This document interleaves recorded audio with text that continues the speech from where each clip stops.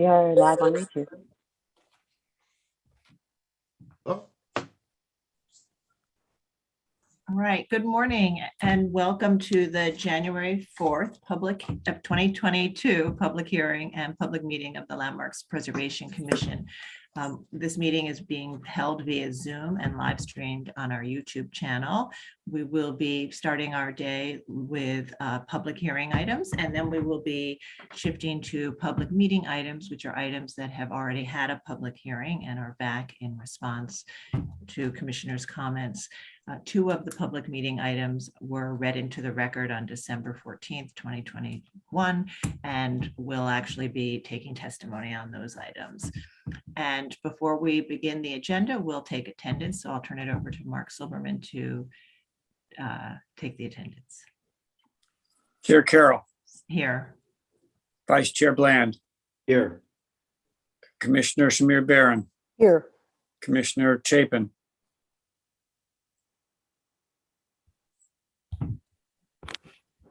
I know she's here.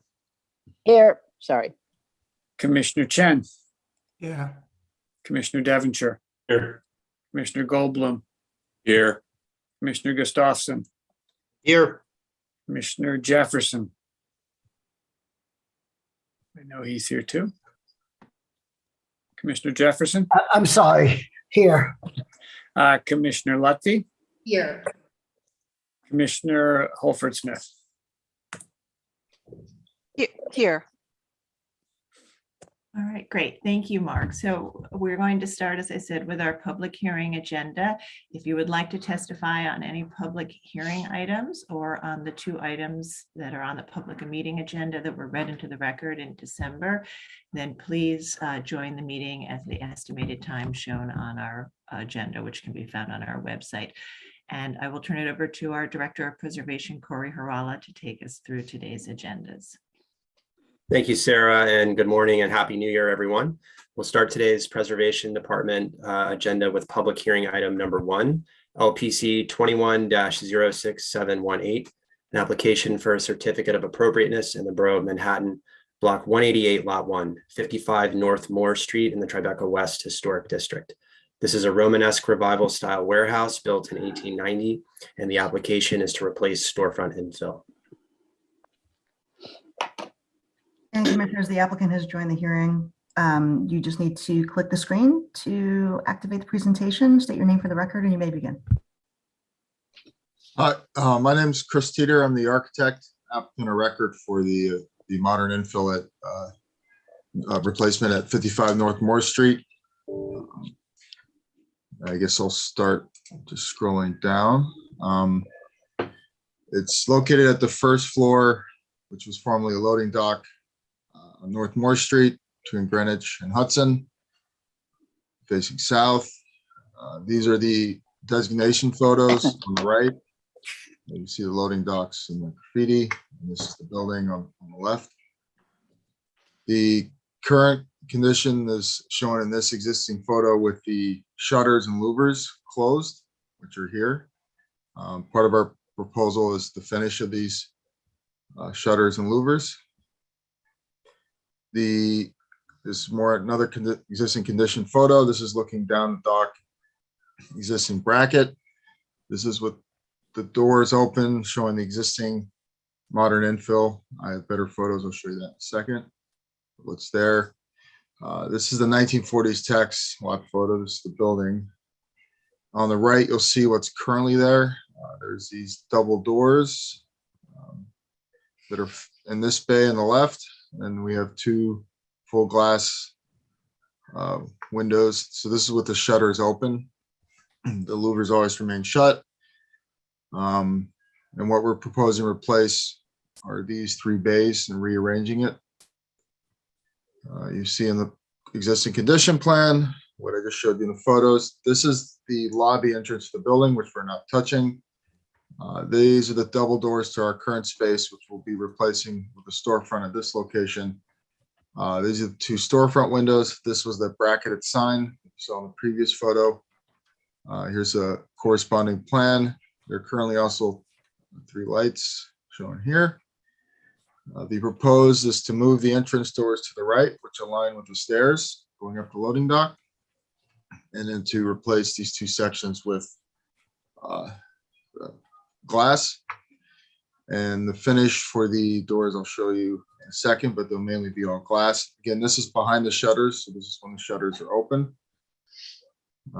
The current bracket here would receive this sign with one of these brand logos on it, the 18 by 24. These are the current lights that are installed. Matching it, we do similar at each pier post, just 2 more lights. The lights and the signage, I believe, are being reviewed at staff level as they meet all the criteria. This is the final section with the finishes that we're proposing for the doors and the frame of those storefront. We would like to use basically a brushed gold finish, and then we would like to, on the shutters, create a distressed patina. So I'll go back to the existing photo on this surface throughout, and that would go through the entire, all the bays. And then for the frame finish, of these doors and storefront, proposing brushed gold, and then this patina stress is similar to what is across the street at 54 North Moore, which is my last slide, showing closer up photos of that particular location. That's this panel here is this photo right here. That's the extent of our proposal. Okay, thank you. Commissioners, do we have any questions? Yes, Commissioner Bland, please go ahead.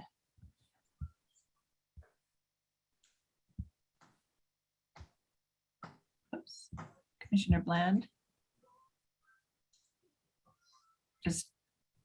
Did you have? Muted, so sorry. There you go. Got it. It's the first of the year, got to get used to things again. My question is this photograph on the screen, which is 54 across the street from the subject property, was that approved by Landmarks Commission, that the distressed finish, or is that not subject to LPC rules? Question. Corey, you may have to answer that. Yeah, that particular storefront may have been part of a hearing proposal where they were seeking that particular look, although these shutters could be ones that have just, not been painted for some time. But generally speaking, doing a faux distressed finish or leaving them unpainted is not something that the staff would be able to review and approve, and would probably recommend that they be painted. So you're seeing this today because they're choosing not to do more of a typical painted finish on these metal elements. Otherwise, it could be approved at staff level. Is that what you're saying? If they were painting it a standard paint that's I see. for the material. Well, then my question becomes even more relevant, I think, because if we're looking at this because it was approved earlier and could be viewed as a precedent, I suppose, that's one thing. If it's just distressed because of old age and it's across the street, that's another thing. So anyway. Okay, so maybe as we go through testimony, we'll try to look that up. All right, thanks. Okay, yes, Commissioner Jefferson, please go ahead. A question on the patina. Is it a chemical process or a coating, A? And B, how long does it last before you have to recoat it or chemical, put a chemical coating on it again? So one of the reasons we're doing that is to coat it, to answer your question, is this current finish is just rust, and it actually comes off when you touch it with your hands, you get it all over your hands. We would coat it with a clear epoxy, and just as an estimate with clear epoxy on most surfaces, not particular distress scenario, but about approximately 20 years. But we basically want to coat it because right now, when you touch it, you get rust on your hands. Okay. Thank you. Okay, and while we're on the subject of finishes, can you just clarify the finish for the storefront infill itself? Yeah, so the this would be all clear glass. The only portion that, see if I can. Did I get, oh, okay, the only portion that would be the brushed gold would be the bottom stiles and the frames of the doors, which we're proposing around 2 to 3 inches. Bottom style here across, and then the frame on the side. So you're talking the thin 2-inch lines here vertically, about 4 inches at the base, and another 2 here above that. And that would be this brushed gold satin finish. Okay, and those are behind shutters or no? Sorry. Yes, so they, when the shutters are closed, it would look like this. Mhm. This one's slightly open, and that's where the patina is being proposed. But Got it. and the patina, to be clear, is not just our 3 bays. It will be the entire building for the patina on the louvers and the shutters. Okay, so all the shutters remain with the patina, and then when they're open, you would have the polished brass finished On these frames, correct. on the infill. Okay, Commissioner Devonshire. Explain, please, the preparation for application of the epoxy. But currently, it's a raw unfinished shutter. Basically, the paint. You But can't it's even rusted, or you've removed the rust? It's already been removed. It's already over time been removed. So our preparation would basically be to clean, and then we'd hire someone to do the faux patina finish, and then we'd seal it with the epoxy. So there's not much we really have to do other than clean the surface. As you see here, it's pretty much all gone. You said that the rust comes off on your hand. Has that been removed? No, right now that's the current condition. So this, what you see here, if you touch it, you would get a bit of rust on your fingers. That's not been removed or touched, or anything's been done to it yet. Right, so the question is, what would you do before you applied the epoxy? That's my question. Okay, so we clean and prep the surface, and then have the faux patina painted to give it the distress finish, and then we would apply the epoxy. So I imagine in the typical process with your reviews, we would probably do a sample of these versions, assuming this proposal would be approved, and then you would come and review the various samples of the faux distress finish, and then we would seal it with epoxy, because once we seal with the epoxy, we kind of committed. What will you use to remove the flash rusting that's on the metal now? That I haven't proposed, and I can't answer that question technically correct right now. Okay, and Sarah, what I'm hearing from the staff on the example being cited here is that there is no record of LPC approval, but that also doesn't mean, it wasn't a pre-designation condition. The designation photos, the storefront's very dark under the canopy, so we can't tell one way or the other. Okay, so it was not approved by the commission. Okay, other questions? All right, why don't we move to public testimony? We may have more questions after that. If you're in the meeting and would like to speak on this item, please raise your virtual hand so we can identify you. As always, we will start with anyone who signed up in advance and then move to others. But whether you signed up or not, please raise that hand so we can find you. And I will turn it over to Sasha Seeley to take us through the testimony. Thank you. Okay, so I do have one sign up from the Victorian Society of New York, George Calderaro. I'm going to bring you into the meeting. Okay, George, you should be able, I see that you are in the meeting. You can go ahead and unmute your mic and state your name for the record. You have 3 minutes to speak. Happy New Year, Commissioners. I'm George Calderaro, Chair of the Preservation Committee of the Victorian Society, New York. The presentation we reviewed was confusing, as the storefront configuration depicted in the existing plan and existing elevation didn't match, and the same was true of the proposed plan and elevation. In addition, some of the folding doors were shown open and some closed in the same elevation. Also, very little detail about the proposed storefronts was provided. We're surprised the Commission would calendar a proposal with a presentation in this state. It appears there is no information about historic material behind the folding doors, and perhaps historically there was none. With this assumption, there's nothing in particular to object to in the proposed simple, mostly glass new infill. The outer folding doors, which appear to be historic, at least in part, are important. It appears these features are to remain, but there is no note in the drawings to that effect. We object to the proposed, quote, rusted patina on the doors. There's enough real deterioration affecting the city's landmarks without creating faux deterioration.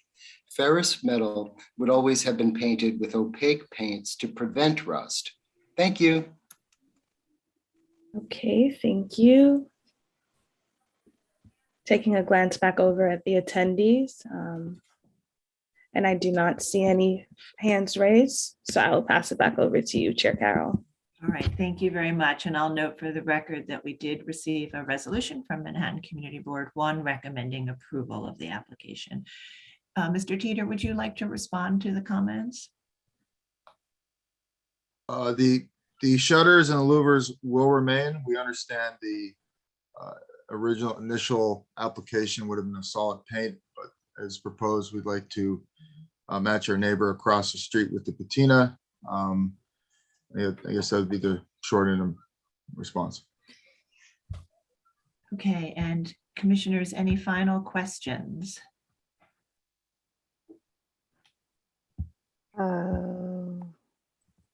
Adi, Commissioner Shamir Baran, please go Yes. ahead. Thank you. My question is whether there are any examples, and I may have missed this, of adjacent painted, opaque painted shutters that the applicant can share with us or has in his presentation. I don't have any images handy to show that at this moment. Thank you. Okay, if there are no other questions, I'm going to go ahead and request to unmute you all so we can close the hearing and begin our discussion. Okay, Commissioner Holford Smith, would you make a motion to close the hearing? So moved. Thank you. And Commissioner Jefferson, would you second that motion? Second. All in favor, say aye. Aye. Aye. Any opposed? Okay, the hearing's closed and we'll begin our discussion.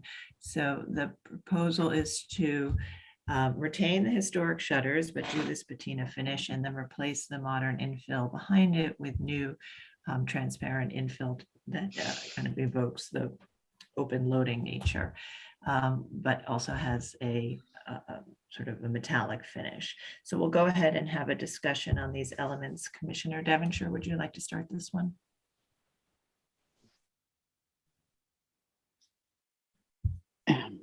Sarah, did you say Jefferson or Devonshire? Sorry, Devonshire. Sure. I don't think that for a number of reasons, I don't think that the epoxy patina approach is appropriate for this. If it was approved across the street, I would have voted against it in any case. It appears that at some point, if there is even flash rusting on the extant metal, it means that the paint was removed and then nothing occurred after that. Flash rusting on metal like that is actually relatively stable, which would be a better condition than having them remove it and apply epoxy to it.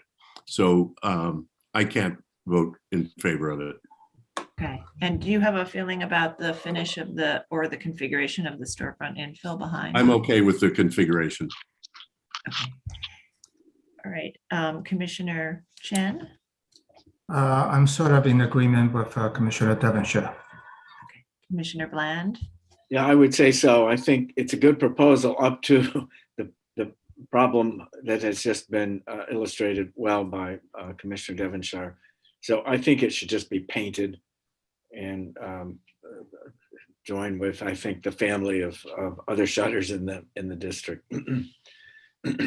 Okay, and you're comfortable with the infill behind? Yeah, I'm very comfortable with that. I was a little concerned. Did I hear that a bright bronze or brass? Yes. That doesn't seem right to me. But I'm sure working with staff that they can get to something that's more appropriate, which would be darker. Okay. Commissioner Lutfi. Yeah, I'm in agreement with my fellow commissioners. I'm okay with the infill. I don't agree with the bronze and think that the applicant should work with staff. And I think that the shutter should be painted an opaque color. Okay, thank you. Commissioner Jefferson. I agree with my fellow commissioners on both points. Okay, Commissioner Gustafson, Same here, agreed. Commissioner Shamir Barron, I do as well, agree with the others. Commissioner Holford Smith. I agree. Okay, and Commissioner Chapin Yes, I agree with the other commissioners. and Commissioner Goldblum. Me too. Okay, all right. I think we have a consensus to approve the proposal with the modifications that they continue to work with the staff on the finish of both the infill and the shutters, looking to a more traditional painted finish. Commissioner Devonshire, would you make the motion? Sure.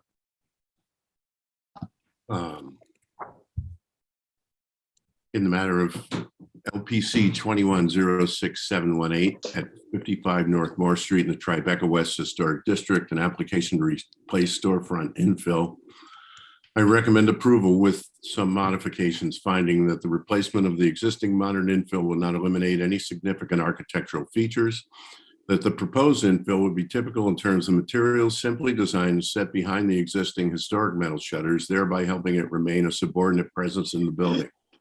The predominance of glazing at the proposed infill will be evocative of the open loading bays, which were historically found within this historic district and likely existed in these bays.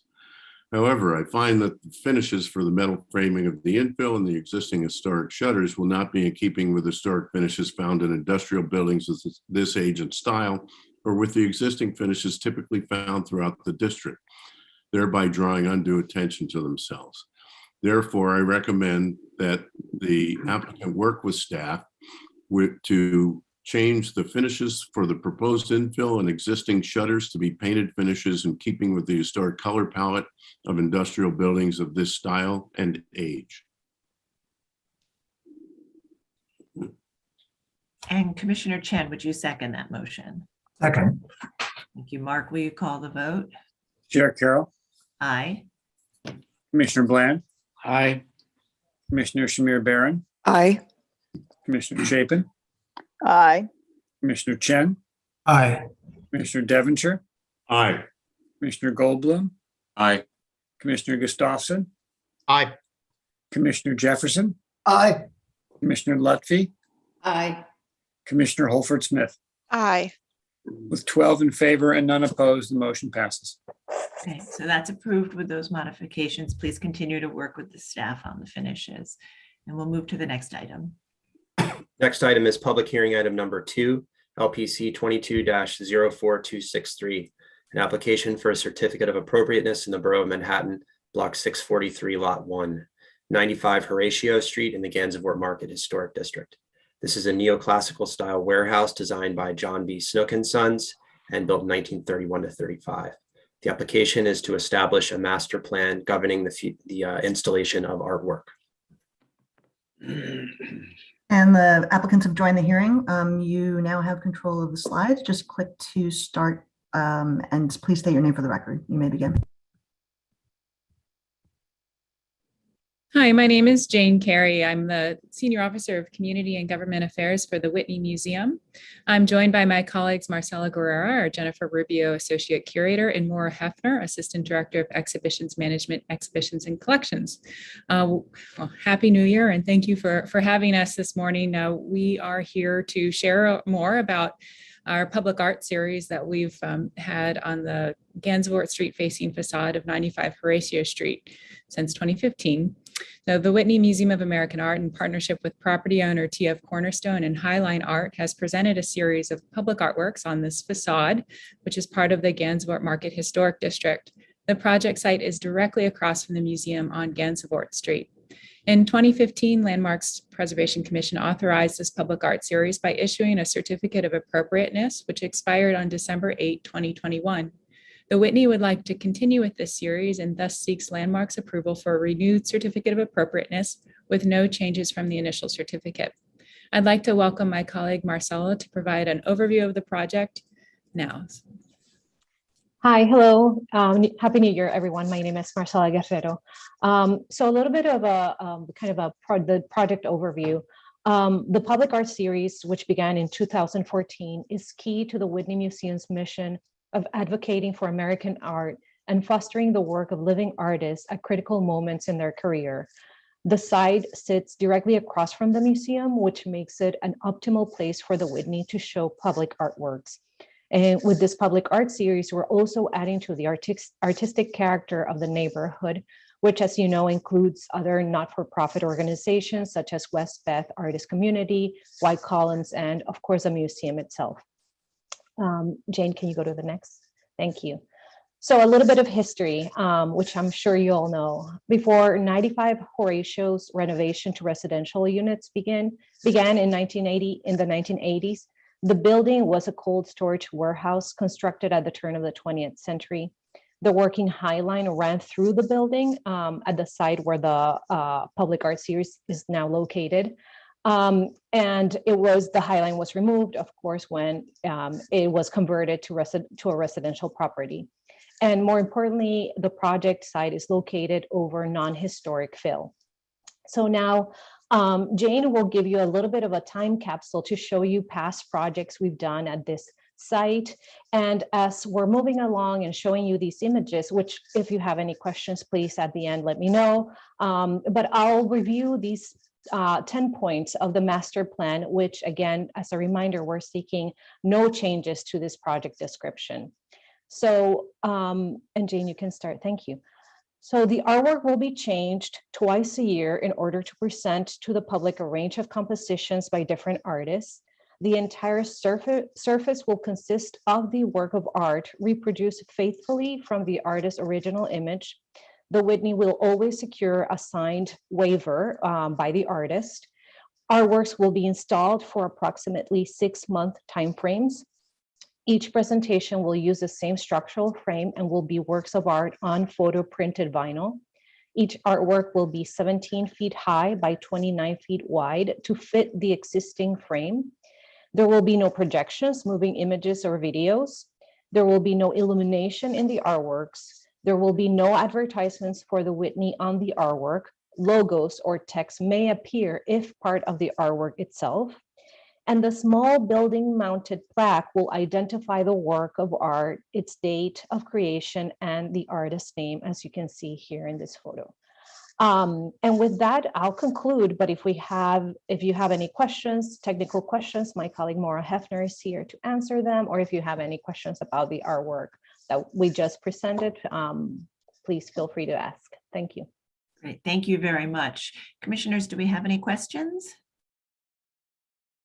Okay, I don't see any questions, so why don't we see if we have any public testimony. If you're in the meeting and would like to testify on this item, please raise your virtual hand so we can identify you.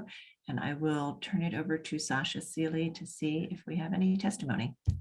Thank you. Okay, so I do have one testimony from Anna Markham. Anna, you should be receiving a request from me. Okay, Anna, I see that you are in the meeting. You can just unmute your mic, state your name for the record. You have 3 minutes to speak. Okay. Hello, can you all hear me? Yes, we can. Okay, wonderful. Good morning, commissioners, and thank you for the opportunity to testify. My name is Anna Markham, and I am the Director of Research and Preservation for Village Preservation. I am speaking on behalf of the organization today. Village Preservation is pleased to offer its enthusiastic support of the Whitney Museum of American Art's application to continue its public art program at 95 Horatio Street. This project proposal sensitively responds to and activates the historic built environment of the Gansevoort Market Historic District. We believe that public art installations like this add greatly to the neighborhood and strongly encourage the Commission to approve this proposal. Thank you. Thank you. Okay, I'm going to take a glance back over at the attendees. And I do not see any more hands raised. So I will pass it back over to you, Chair Carroll. All right, thank you very much. And I'll note for the record that we received a letter of support from the Friends of the High Line, And Manhattan Community Board 2 recommended, sent a resolution enthusiastically recommending support of the application. So that concludes the testimony. I'd like to turn to the applicants and ask if there are any final comments you'd like to make before we begin our discussion. No, thank you, Chair. Okay, and commissioners, do you have any final questions? Okay, I am starting to send requests to unmute all of you so that we can close the hearing and begin our discussion. Oops. Great. And Commissioner Chapin, would you make a motion to close the hearing? So moved. Thank you. And Commissioner Goldblum, would you second that? Second. Thank you. All in favor, say aye. Aye. Any opposed? Okay, the hearing's closed and we'll begin our discussion. So as was presented, this is an application for an art to be installed on this wall. And this is something the commission previously approved for a specific period of time of 3 years. And so that's come to an end and the applicants would like to renew it permanently. So we'll begin our discussion. Commissioner Lutfi, would you start this one? Sure. I mean, of course, I'm also very enthusiastically in favor of public art in general, and in particular, this one is very well done. So I'm in favor of it, and we seem to have had a brief time limit on it, and I don't know if we have one right now, but I would like to recommend that we do have one, and it should give them a little bit of time, maybe 8 to 10 years when they need to come back. And if they're, I don't know, are we receiving documentation of these? Do we have a history of everything that they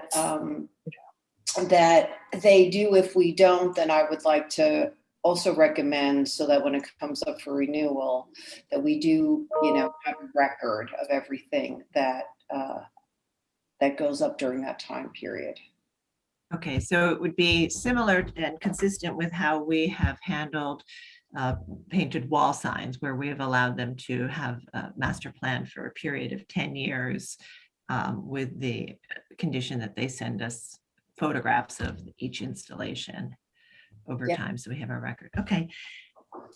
Commissioner Jefferson? Appropriate. Commissioner Gustafson? Yeah, I particularly agree with the time limit. Permanent is a heck of a long time. Okay, Commissioner Shamir Baran? Yes, I think that this is, it's appropriate for there to be a master plan for this public art. When I was first looking at it and I saw the Alex Katz piece, and I saw that it was kind of framed in the space with a little bit of border, I thought, well, maybe there should be kind of more of that. But as I've looked more closely at the history of the building and the other installations, I think it is appropriate as they've presented and as they've done historically, which is to go all the way to either pier. And I do agree that perhaps a master plan that's not sort of forever, but 10 years or some limited amount of time is appropriate. Okay, thank you. Commissioner Chapin? Yeah, I think this is a great example of the use of public art. I agree with the village preservation testimony. And I think it's appropriate that it be, have a 10-year period and come back just in case there is some radical change. But I think this is a terrific project, and glad to see it continuing. Okay, thank you. Commissioner Goldblum? I agree. I think it's okay as discussed. Okay. Commissioner Devonshire? I think it's appropriate, and I agree with the 10-year limit. Commissioner Chen? Yeah, I agree with the rest of the commissioners. It's appropriate and there should be a time limit. Thanks. Thank you. And Commissioner Bland? Yeah, so much public art, I think, is sort of unmoored, if you will. But this is so moored. It's right across the street from the Whitney, and it's the Whitney that is the purveyors of and the curators of this art. So it seems to me to be particularly therefore appropriate. And I think it's a great example. And yes, I agree. Let's have a time limit of some sort. Okay. All right, great. So I think we all enthusiastically support the program here. I think it's been incredibly successful to now and look forward to seeing it continue. But I think to be consistent in our regulatory approach, we will suggest that that it be for a period of 10 years, after which we can revisit it. And we'll have photos to be able to do that as a record of the installations. So Commissioner Lutfi, would you go ahead and make the motion? Sure. In the matter of docket 22-04263, 95 Horatio Street, Gansevoort Market Historic District, a neoclassical style warehouse designed by John B. Snook and Sons and built in 1931 to 35. The application is to establish a master plan governing the installation of artwork. I note that the building style, scale, materials, and details are among the features that contribute to the special architectural and historic character of the Gansevoort Market Historic District. I also note that the Certificate of Appropriateness 17-9916 was issued on December 10th, 2015, approving a master plan for the installation of artwork for a time frame of 6 years, and that this master plan has now expired. I recommend approval with modifications, finding that the proposed installations will not damage or obscure any significant architectural features, that the installations are in keeping with the evolving nature of the district and its history of adaptive reuse, that the size and placement of the installations on a panel covering and conforming to the former opening in the facade where the railway penetrated the building will maintain a harmonious proportional relationship with the facade that will recognize the former opening in a creative manner, that the parameters of the permissible artwork, limiting its size and precluding illumination, advertisements, and kinetics will help prevent the installation from detracting from the building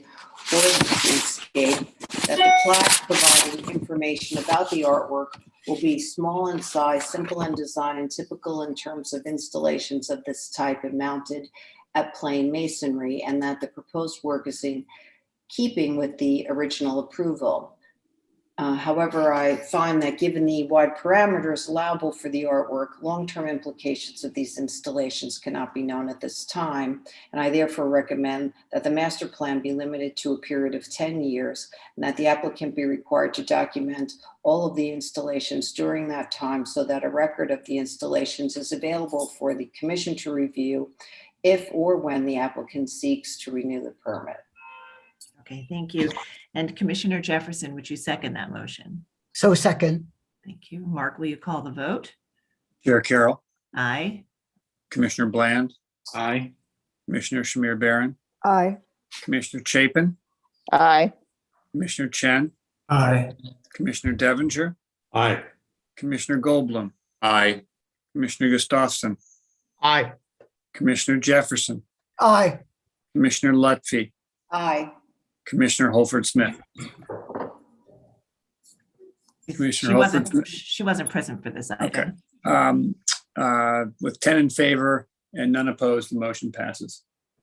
All right, thank you. So that's approved. Thank you very much. We look forward to continuing to see the program. And we'll move to the next item. The next item is public hearing item number 3, LPC 22-04296, an application for a certificate of appropriateness in the Borough of Manhattan, Block 486, Lot 11, 134 Spring Street in the Soho Cast Iron Historic District. A Beaux-Arts-style mercantile building designed by Albert Wagner and built in 1895 to 96. And the application is to install a flagpole. The applicants have joined the hearing. You now have control of the presentation. Remember to state your name for the record and you may begin.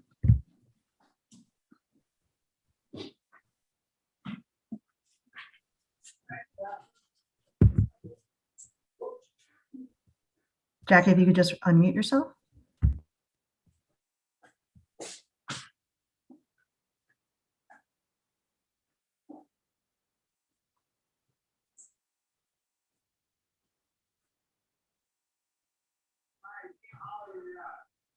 Hello, can you hear me?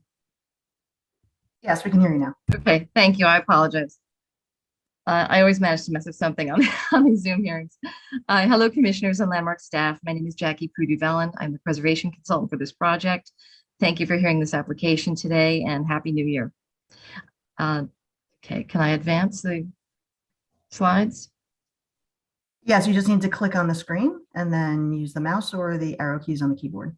Right, I used the arrow keys and that's not working. You can just use the scroll on the mouse, perhaps. Jackie, did you click on the screen as well? Yes.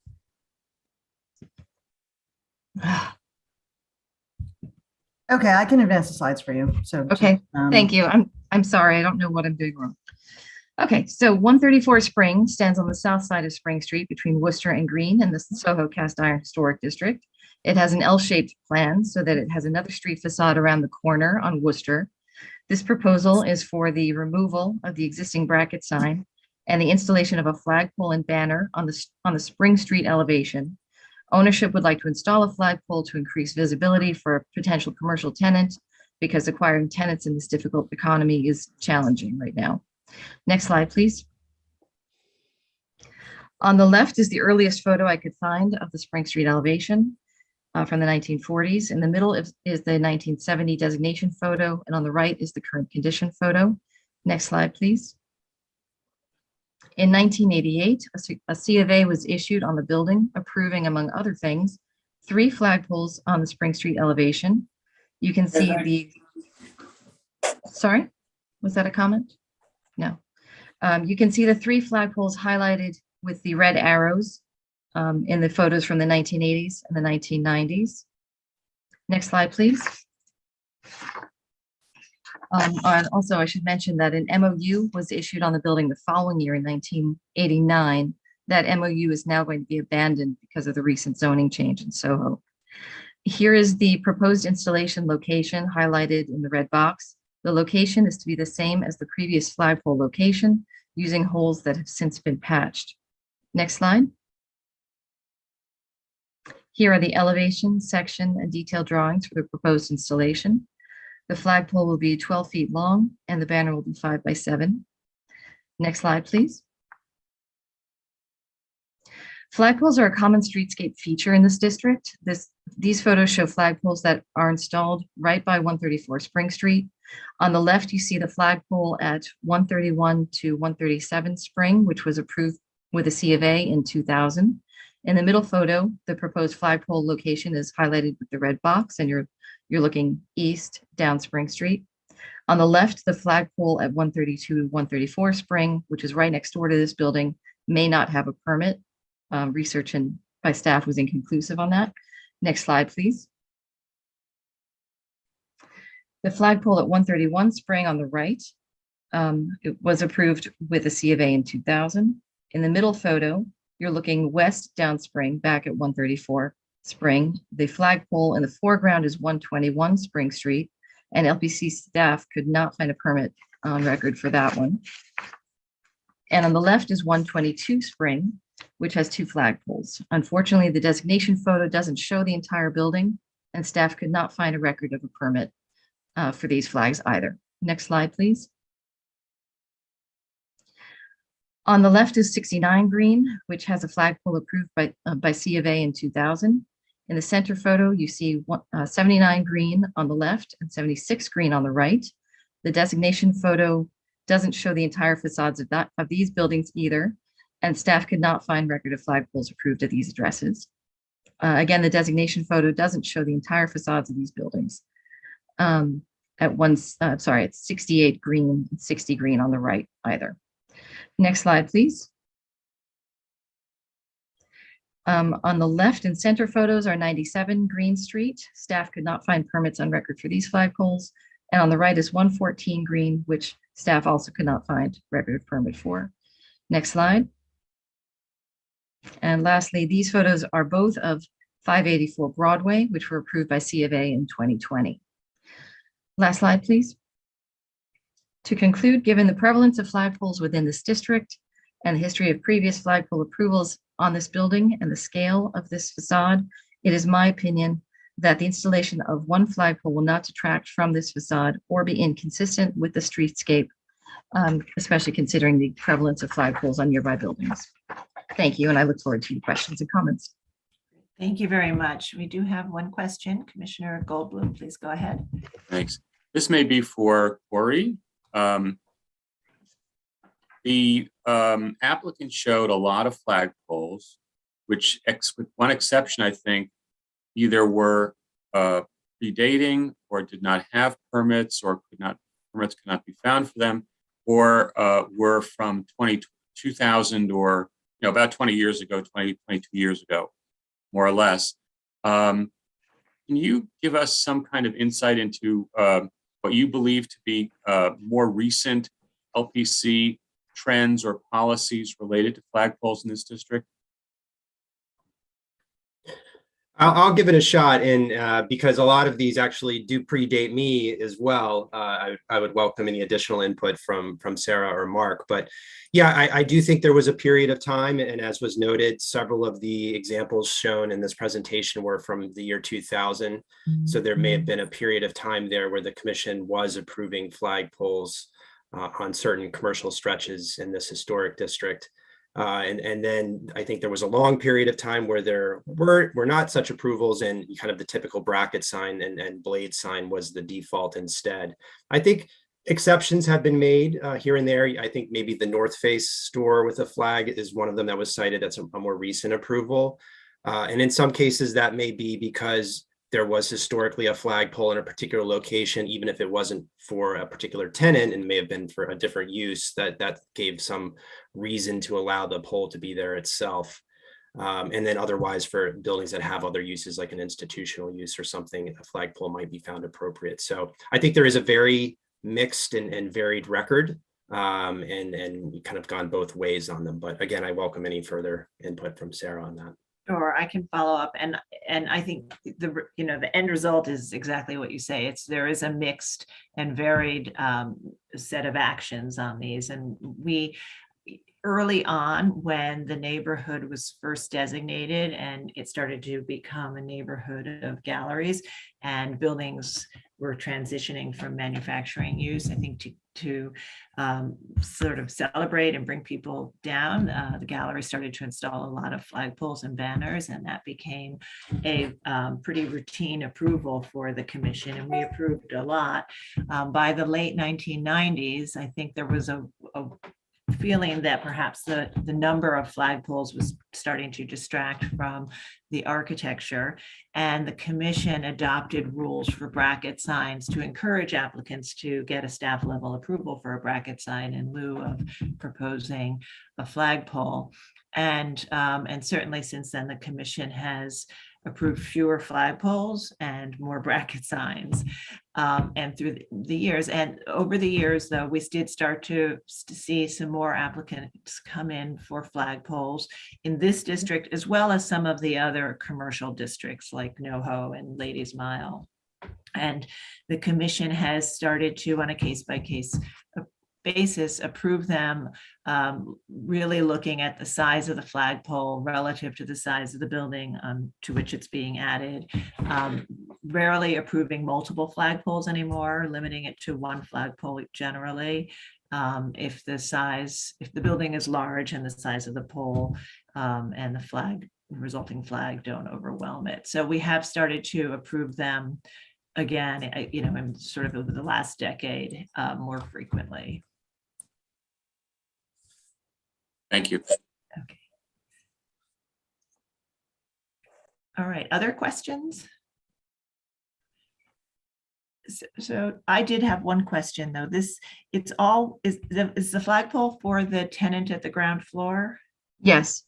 Okay, and do they also use that bracket sign? They would, but the owner of the building has decided and is, basically willing to do a trade. They've decided if this flagpole gets approved, they will remove that bracket sign. Okay, all right, that's good to know, because I think as we have thought about flagpoles in more recent years, we've looked at it also the cumulative amount of projecting signage, whether it be flagpoles or bracket signs. Right. Okay, other questions? Commissioner Jefferson, please go ahead. Just accept my request to unmute. This is a simple question that always bothers me. This is a symmetrical building. And why is the flagpole off symmetry? What's the reason for it?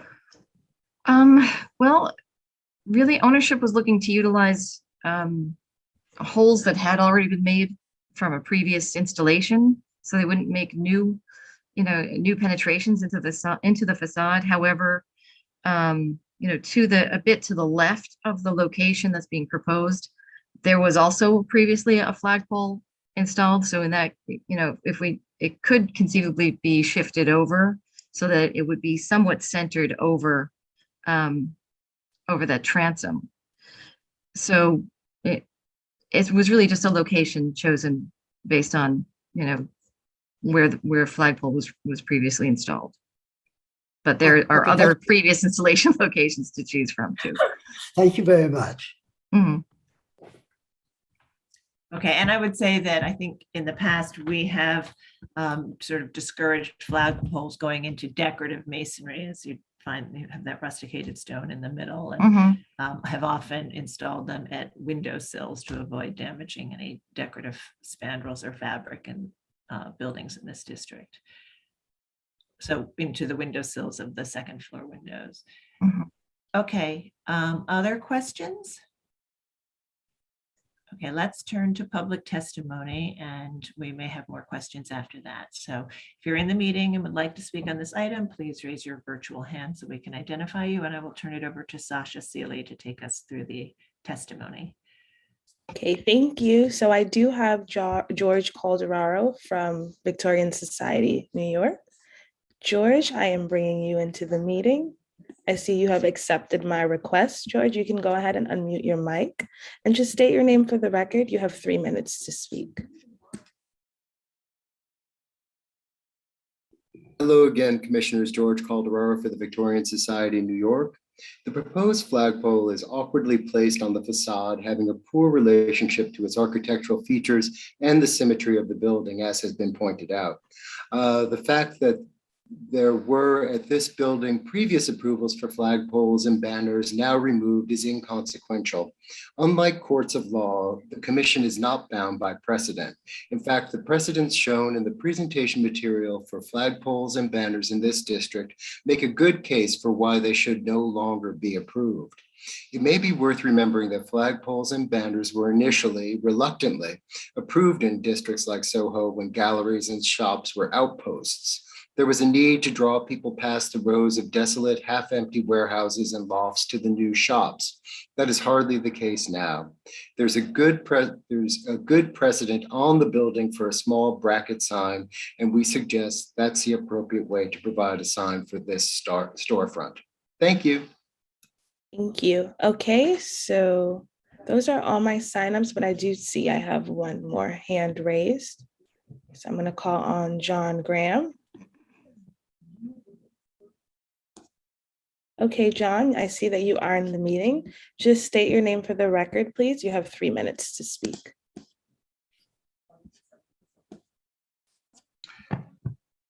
Good morning, Commissioners. John Graham.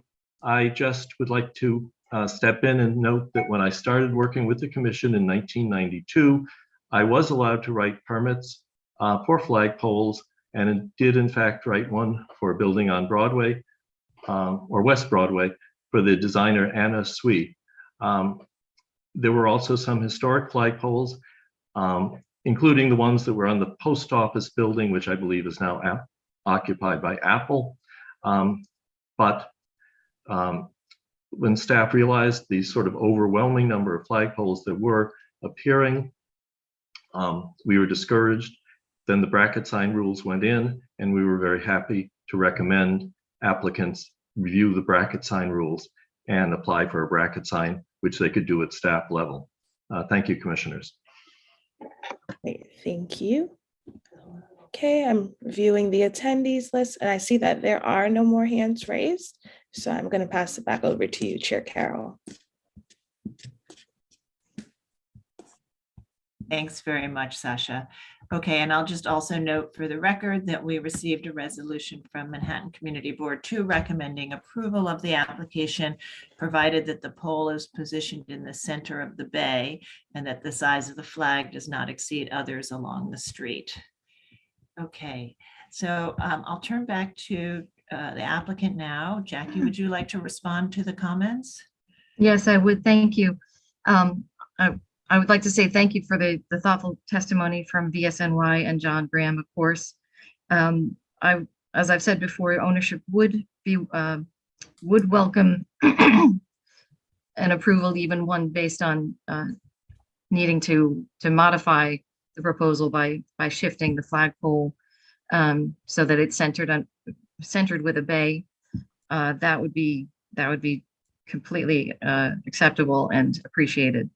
As to whether or not this flagpole would overwhelm this building or this district, the photos I showed of looking up and down Spring Street showed there are flagpoles, but I don't think that they are an overwhelming number of flagpoles. And I think given the scale of this building in particular, one flagpole would not overwhelm this, a building with a facade of this size. Okay, and thank you. Thank you, Jackie. And the flagpole is 12 feet, but the width of the banner is only 5 feet. Is that right? Yes. So the pole could actually be, because once we approve a pole, we don't review changing banners over time. So the pole ends up sort of dictating the size of the banner. So, I don't know if you had thoughts about why you needed a pole that was so much longer than the banner width. I don't have an answer to that question. So we'd be happy to work with staff on that as well. Okay. All right, thank you.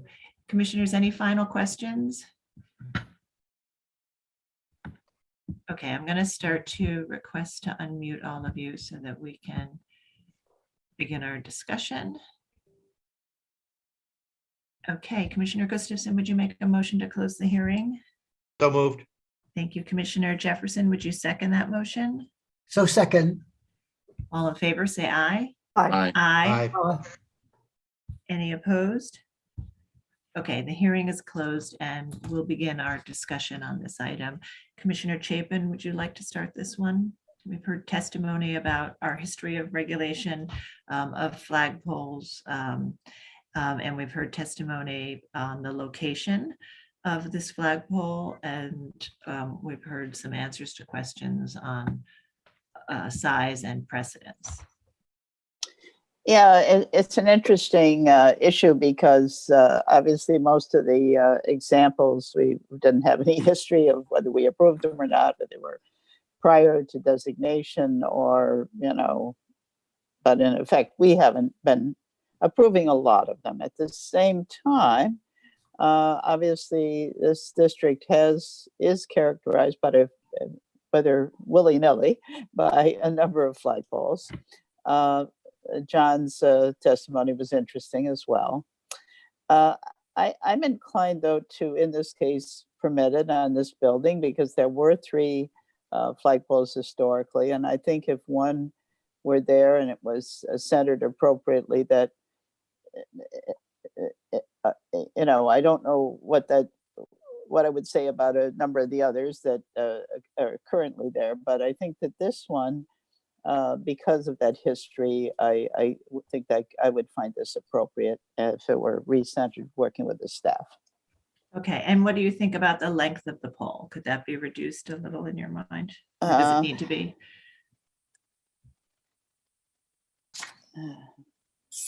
What's the length? Well, it's 12 feet and the width of the banner is only 5 feet. So my thought is that if we reduced it a little bit.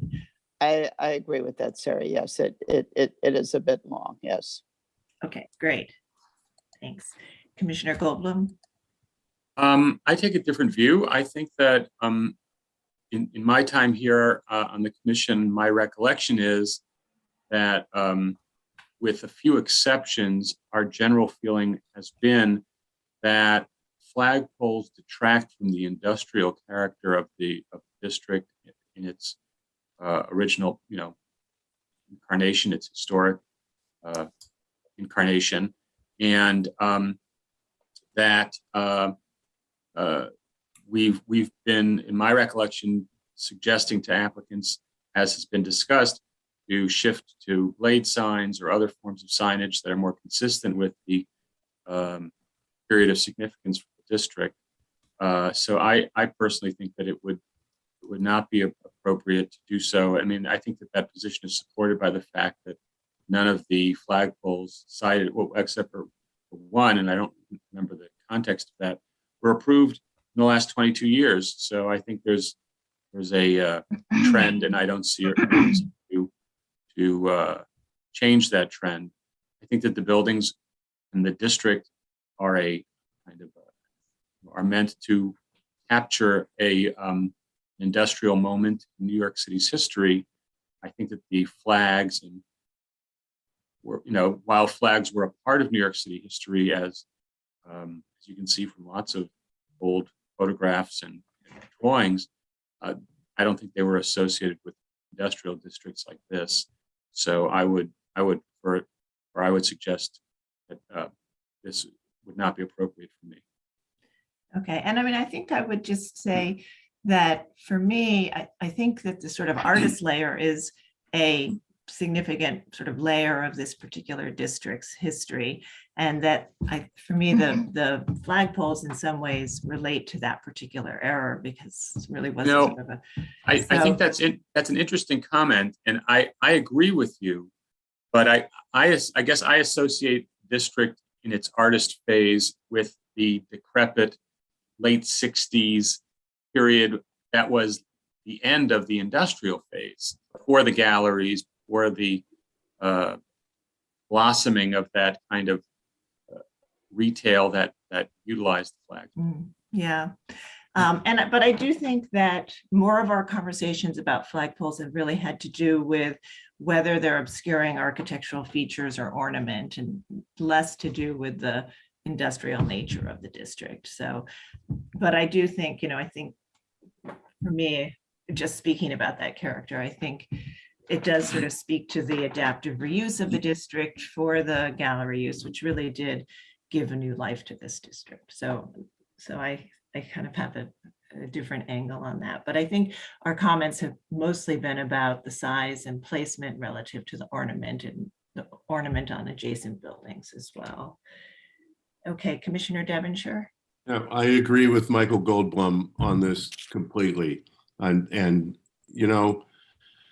for me, the thing about Soho, coming to Soho in the late 60s and early 70s, knowing a few of the artists who were moving into these buildings, none of the artists thought that they needed to hang out flags on the street.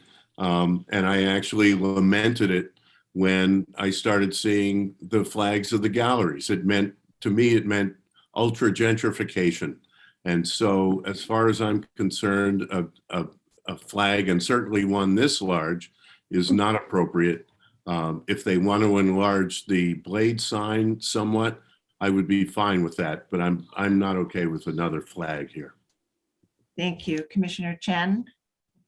Yeah, I think in this case, I hear what the commissioners are saying, but I think I agree with Diana, and as well as Community Board 3. I think that given there were prior history here, I'm sort of okay with it, except that I do agree with the comment that the pole should be reduced in size and it be centered, given Commissioner Jefferson's comment about being symmetrical. And I think that's the staff comment as well. Okay, thank you. Commissioner Bland. Well, we're coming down to an interesting series of votes, I guess. I cast myself with the Michaels.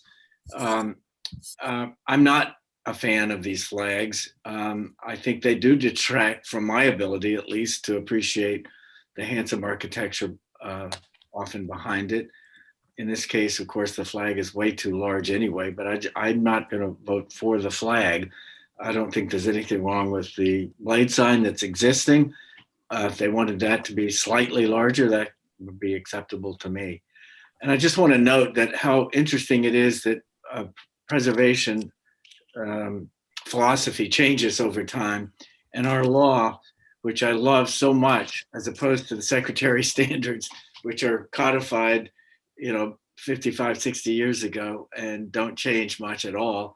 Our law allows for us to change and have an evolving idea about what constitutes preservation. So to me, the fact that there used to be a lot of flags here because of preponderance of other kinds of uses, the galleries, the artists, and now we don't so much allow the flags because of a better, maybe I would say, appreciation of the architecture. To me, that just signifies the wondrous quality of our law, allowing us to move along. Anyway, long story, but I cannot vote for flags here. Okay, Commissioner Lutfi. I have to say I'm in the same camp.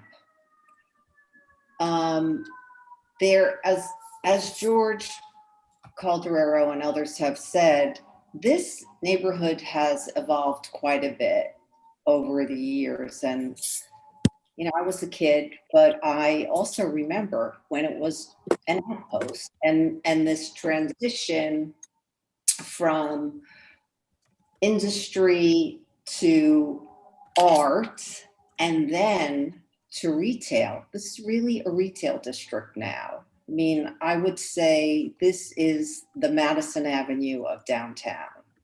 And I'm reminded of it every time I walk through the neighborhood. So I feel as though it is important to think about it differently based on its current use and also based on the architecture. I do feel that the streets are not wide and the banners get in the way. There was the blade sign here. And I feel like that is what we should be thinking about when we uses, and I think flagpoles maybe should be reserved for institutional and cultural uses, to call attention to them so that they stand out in the landscape. And so I would have to vote no on this. Okay, thank you. Commissioner Jefferson. This is an interesting discussion. And, it made me think back. I have no opposition to the flag, because when I walk down the streets and I look on Access, I see multiple flags. And that's what I remember walking down Soho, even now. But the argument is compelling. How do things change? And maybe, well, for this discussion, I'm for the flag. I would accept the flag now, but I can argue in the future, perhaps not. And I think it should be centered on the bay. And I think the size of it, the pole size is too long. 12 feet is the sidewalk. I mean, it could be 8 feet. And I think maybe the size of the flag should be smaller, but that's for the staff to decide. Okay, thank you. Commissioner Gustafson. I'm with Fred and the Michaels and Jeannie. Okay, Commissioner Shamir Baron. Thanks. I think I feel differently and often do when it comes to flags and our discussion about them. And it was very, I thought, helpful to hear from you, Commissioner Chair Carroll, about the way that the commission leaned in one direction at a certain time, and then as Michael Goldblum described, leaned in another direction later on. I actually think that flags are and flag poles have about them a quality that is a sort of much less permanent feeling than blade signs. Blade signs feel their rigidity and also the differences in their kind of designs and sizes and typographies and so on make them feel very sort of always contemporary to me and fixed. Whereas flagpoles are, archetypal. We've seen them throughout history in a variety of different contexts, and they have about them an impermanence. The pole itself as a kind of a secondary to the building, but but the flag as a kind of kinetic, removable, movable, diaphanous kind of thing, I find them to be much more kind of, again, secondary to the buildings and not distracting from the history and from the qualities of the architectural expression. So I'm very much in support. In this case, I mean, I think I would say in Soho, I might be in support of no signs whatsoever. But if in fact we do approve something here, in my mind, it should be a flag rather than something that's much more fixed in my mind. But I do think it should be centered, and I don't think it needs to be reduced in size. Okay. All right, thank you. So we're mixed on this. I think some commissioners have said no to a flagpole, but have said they would consider a larger blade sign.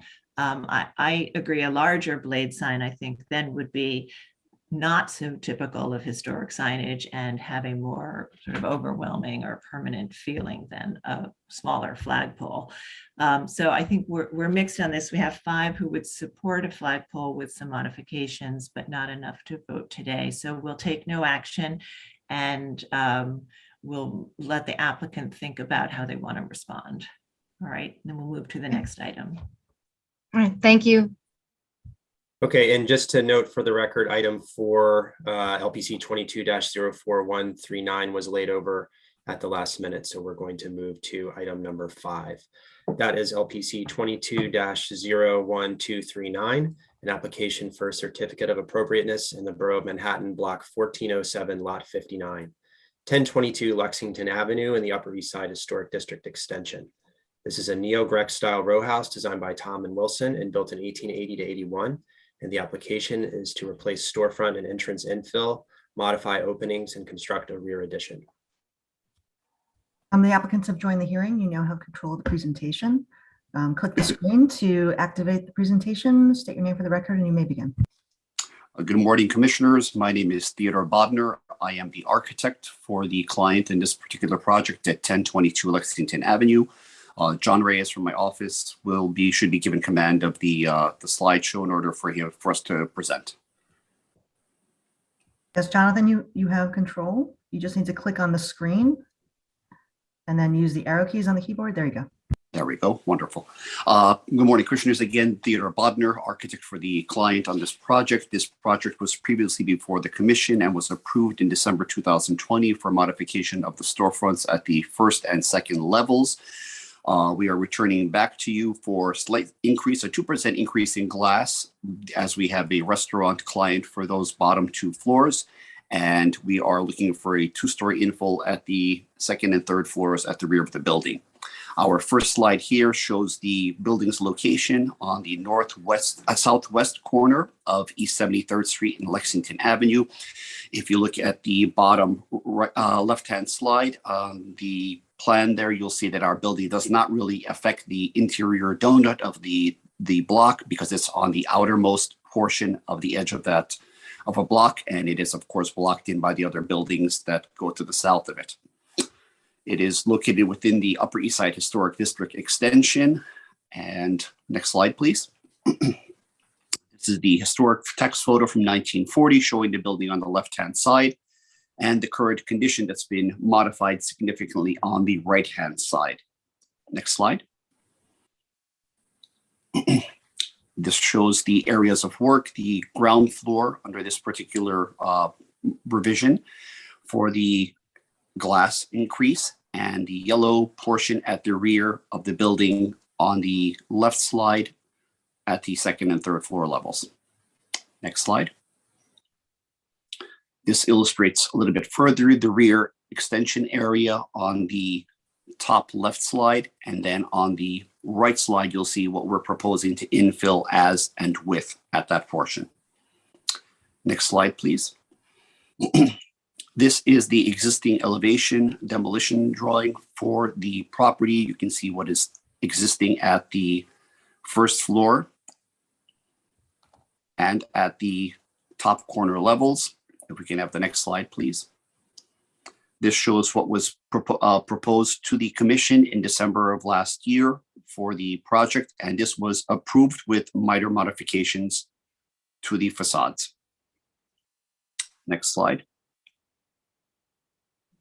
And this is the current proposed plan. We did get approval from Community Board number 8 for these modifications. We do have a restaurant tenant. We have a second restaurant tenant. We lost one due to COVID already, but we do have a restaurant tenant, and we are requesting that the glass infill at the storefront level at the first floor be increased down to the grade level in order to accommodate the current open dining and sidewalk dining that's currently permitted by New York City during the COVID era, and what appears to be continuing under the current new mayor's proposals. These will be open glass doors and counters that'll be openable to the street to allow for a storefront, sidewalk dining and sidewalk cafes, and then the street dining portions. Next slide, please.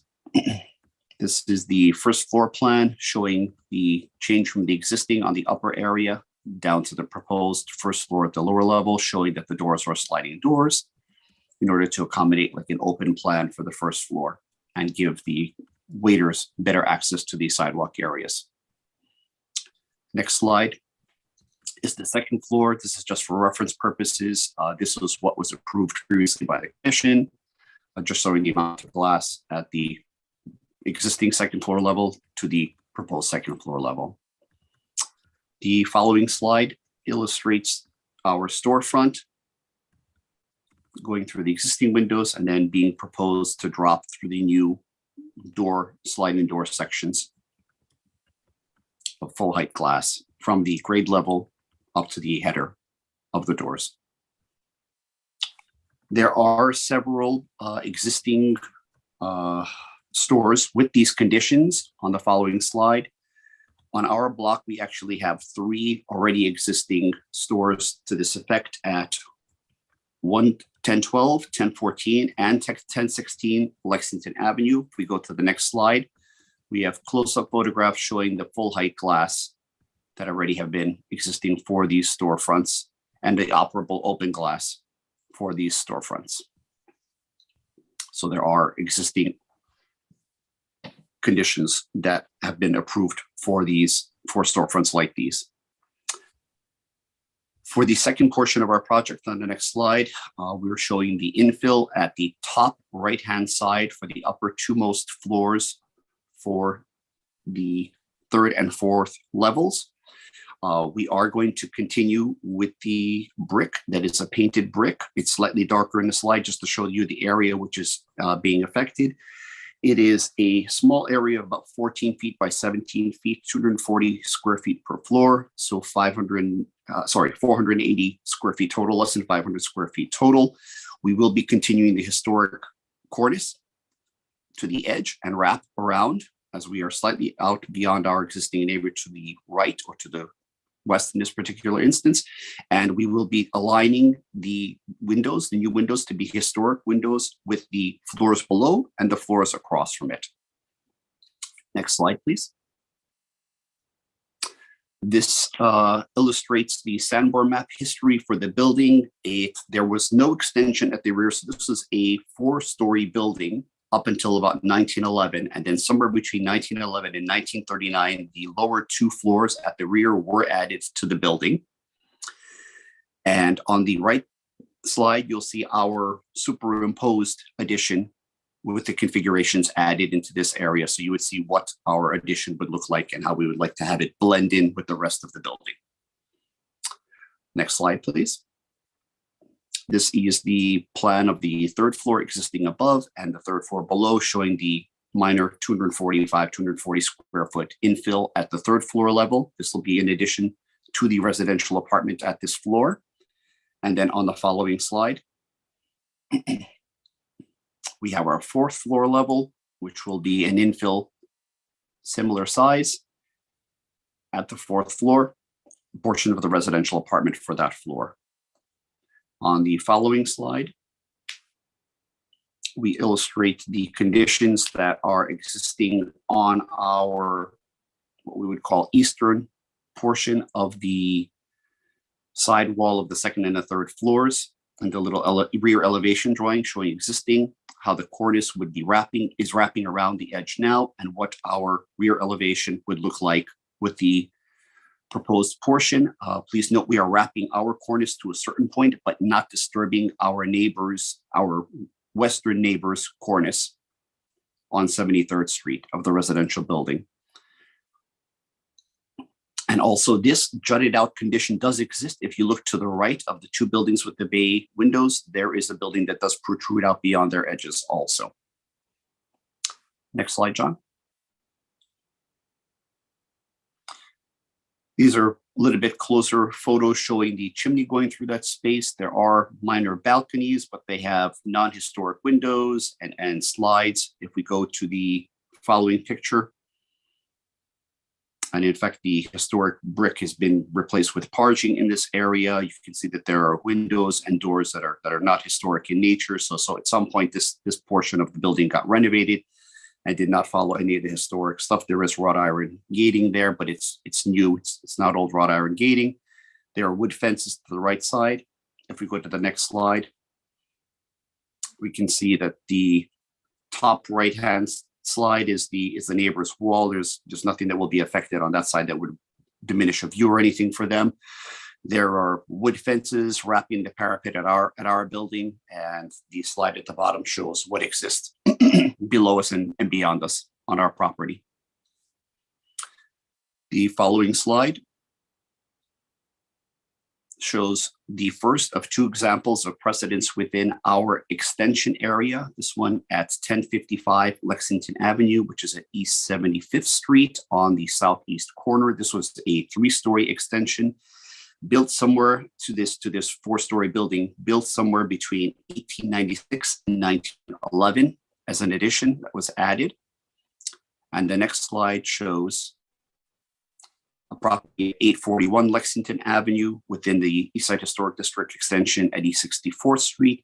This was previously a 5-story building, historic building. If you look at the photo on the right-hand side is 5 stories. And then somewhere we did not get landmarks, Sanborn maps in time, but a 5-story modern extension was added to the back of the building. The following slide.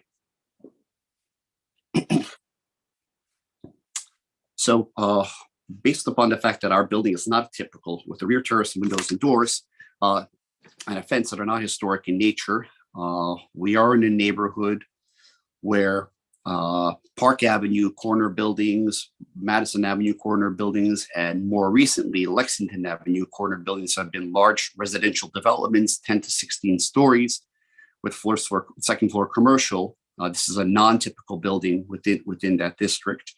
We are having a minimal impact of our enlargement on our neighbor, and we are respecting the details of the existing building with respect to the historic cornice, the brick that will be painted brick matched, and the window surrounds, headers, and details.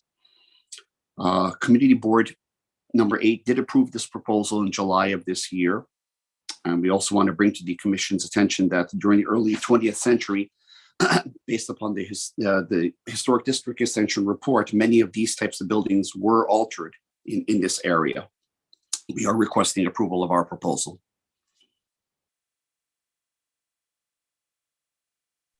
Okay, thank you. Commissioners, do we have any questions? All right, I don't see any questions at this time. Why don't we move to public testimony, and we may have questions after that.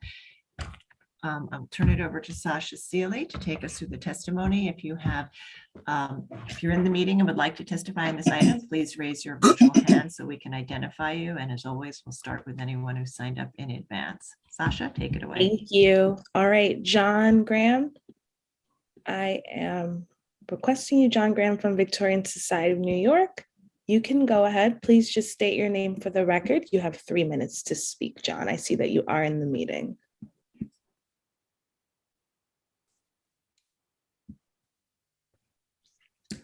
Okay. Having trouble starting the video for some reason. We can hear you. Okay.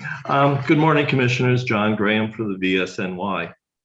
This application has 2 independent areas of work. The the proposed alterations to the ground floor on both the Lexington Avenue and the East 73rd Street facades, and the two-story addition the applicant is proposing to construct on the roof of the existing rear extension facing 73rd. Regarding the alterations to the ground floor, the VSNY has no objection to the removal of the varied collection of non-original material, and we support a uniform ground floor treatment on both facades, just not the proposed treatment of extensive folding doors. Commissioners, these folding doors would have a combined width of over 44 feet. That's greater than the combined width of two typical New York City brownstones. It's also 3 times the width of the folding doors at the other buildings the applicant has mentioned. When these doors are opened, we won't have a street wall here. We will have a pavilion. The previously approved but unbuilt storefronts shown in the appendix are not based on 19th century storefronts or the Commission's own storefront guidelines, but they do have wood-framed windows, bulkheads, and solid transom panels, and they maintain the street wall, which is so important to every historic district. A revised proposal based on the storefront guidelines and the earlier approval would be appropriate. We're also hoping that the flagpole installed at Farrow and Ball is actually being removed, that there aren't any notes on the drawings covering this. On the whole, we find the proposed addition at the rear to be appropriate, if perhaps a bit too respectful.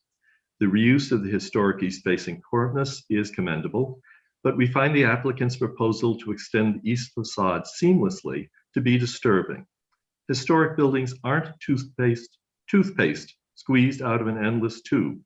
We urge the applicants to consider modifications that would subtly identify this portion of the building as an addition by, for example, setting the new facade back from the historic facade or creating a shallow reveal at the joint between old and new. Thank you, Commissioners, and Happy New Year. All right, thank you. I'm going to take a glance over at the attendees. Those are all my signups, but I do see I have a hand raised from the Friends of the Upper East Side. So you should be receiving a request from me now. Okay, I see that you are in the meeting. Please state your name for the record. You have 3 minutes to speak. Hi, this is Laura Varreali representing Friends of the Upper East Side Historic Districts. Chair Carroll and Honorable Commissioners, as stated in our testimony from December 2020, we appreciate the thorough restoration of this corner row house. The use of decorative moldings, wooden transoms, and multi-light windows on the second floor are in keeping with the building's character and are appropriate to the Upper East Side Historic District. A year ago, we thought the reintroduction of traditional brickwork on the street level to highly improve this building's aesthetics. And while I still believe this to be the case, the large increasing glazing area, especially on the East 73rd Street facade, diminishes such improvements significantly. While the proposed storefront multi-light division softens the glazing and introduces some texture, the lack of bulkheads and the excessive glazing area create an odd design of incompatible proportions on the street levels and incongruous with the residential aspect of the side street. Nonetheless, we're pleased to see that the decorative wrought iron door will be reinstalled at a more prominent location. Friends believes that the rear addition, although allowable under current zoning resolution, should not be approved by the Commission. Much of the streetscape's character comes from the careful balance of open and built space. Gardens and gaps between buildings are not common in our dense neighborhood and provide a respite to passersby and should be preserved. Additionally, we cannot support the removal of the decorative wrought iron railings. Thank you. Thank you. Okay, I'm going to take another glance over the attendees. I do not see any more hands raised, so I will hand it back over to you, Chair Carroll. You're muted. Thank you, Sasha.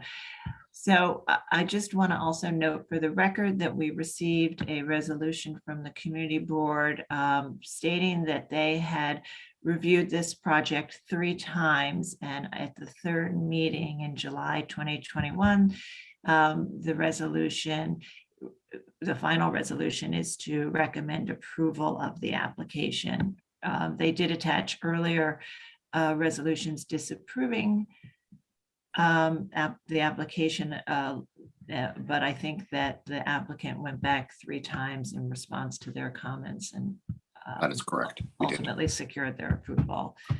And okay, so if you would like to address any of the comments we've heard, maybe talk about how it evolved working with the community board, but also address some of the comments from the testimony that we heard. Sure, I would like to do that. With respect to the question about the flagpole that would indeed be removed, I don't know if it was ever approved by the commission, but as that is a vacating tenant right now, that flagpole would be removed under our current proposal. We did have several iterations with respect to the second and third and fourth floor additions at the rear. The committee board number 8 was most in favor of this matching an aligned extension at that level, as opposed to having something different, because we did have differentiations and separations showing it slightly set back and then somehow modified to make it look like it's a separate portion. They like the blended in look the most. At the first floor level, I will say that they've lost several tenants. They're on their second or third restaurant tenant right now, and the glass is in, how would you call it, incongruence or works with the current proposal that the city has for open streets, for the open dining, et cetera, for the sidewalks and sidewalk cafes that I guess restaurants need nowadays to survive. So that's all I wanted to add with respect to the questions. Thank you. Thank you. Commissioners, do we have any final questions? Okay, I'm not seeing any final questions, so I'm going to start sending you requests to unmute. And you can also just unmute yourself so that we can begin our discussion. All right, and Commissioner Chen, would you make a motion to close the hearing? So moved. Thank you. Commissioner Bland, would you second that motion? Second. All in favor, say aye. Aye. Aye. Any opposed? Okay, the hearing is closed and we'll begin our discussion. And we had a very thorough presentation and very thoughtful comments on the multiple aspects of this proposal, which include the 2-story storefront changes and the rear yard addition or extension on top of the rear yard addition. So we'll begin that discussion. Commissioner Goldblum, would you like to start this one? Sure. Okay. I think that in general, I find the application to be appropriate. I would suggest some modifications, however. I think that, first of all, the design where the brick slams into the ground is not typical of buildings of this style and era, so that a stone or precast base some kind should be considered in working with staff. I think that the windows that go down to the ground are appropriate. However, in some of the examples shown, the bottom light of the windows was rendered as a bulkhead, a solid panel, raised panel of some kind. And I think that that would be an appropriate compromise, which would keep the sense of scale that a bulkhead conveys while allowing the functionality that they seek. I think that the 2-story addition at the back is appropriate. I think they handled the cornice well. But I think they should work with staff to make sure that the materials chosen for the elements that are meant to be duplicative of the historic condition are themselves duplicative of that condition, using stone for stone surrounds and sheet metal for sheet metal cornices, if that's what they have.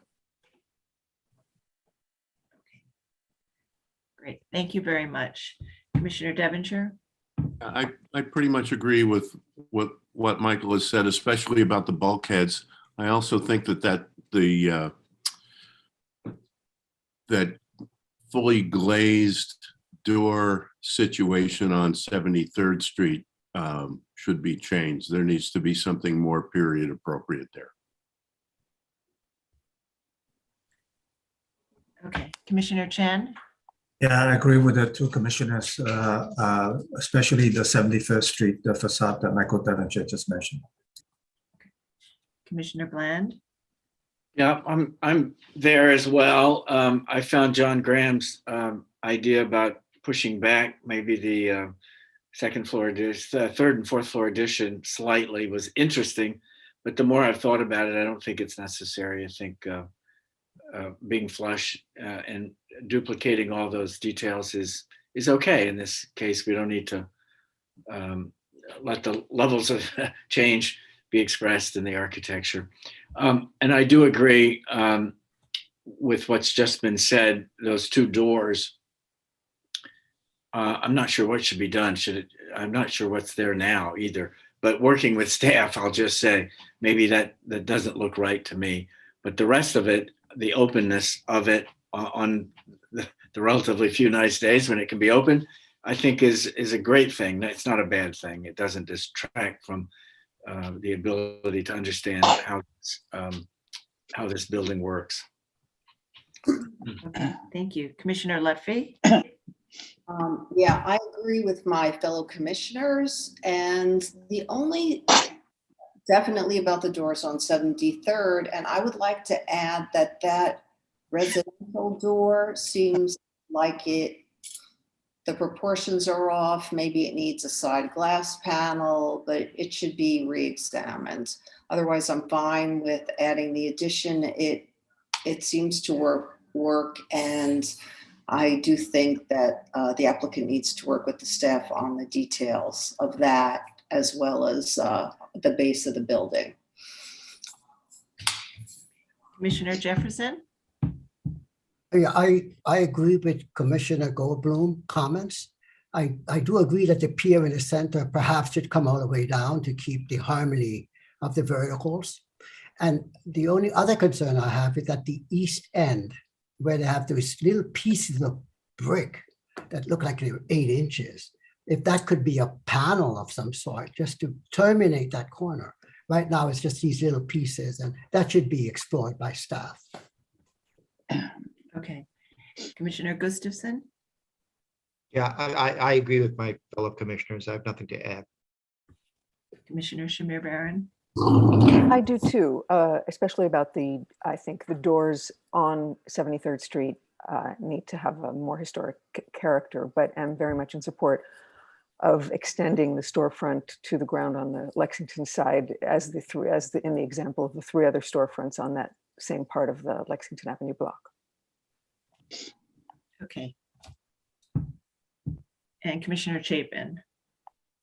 Yes, I agree with the comments of my fellow commissioners, particularly about the storefront, and I can accept the addition.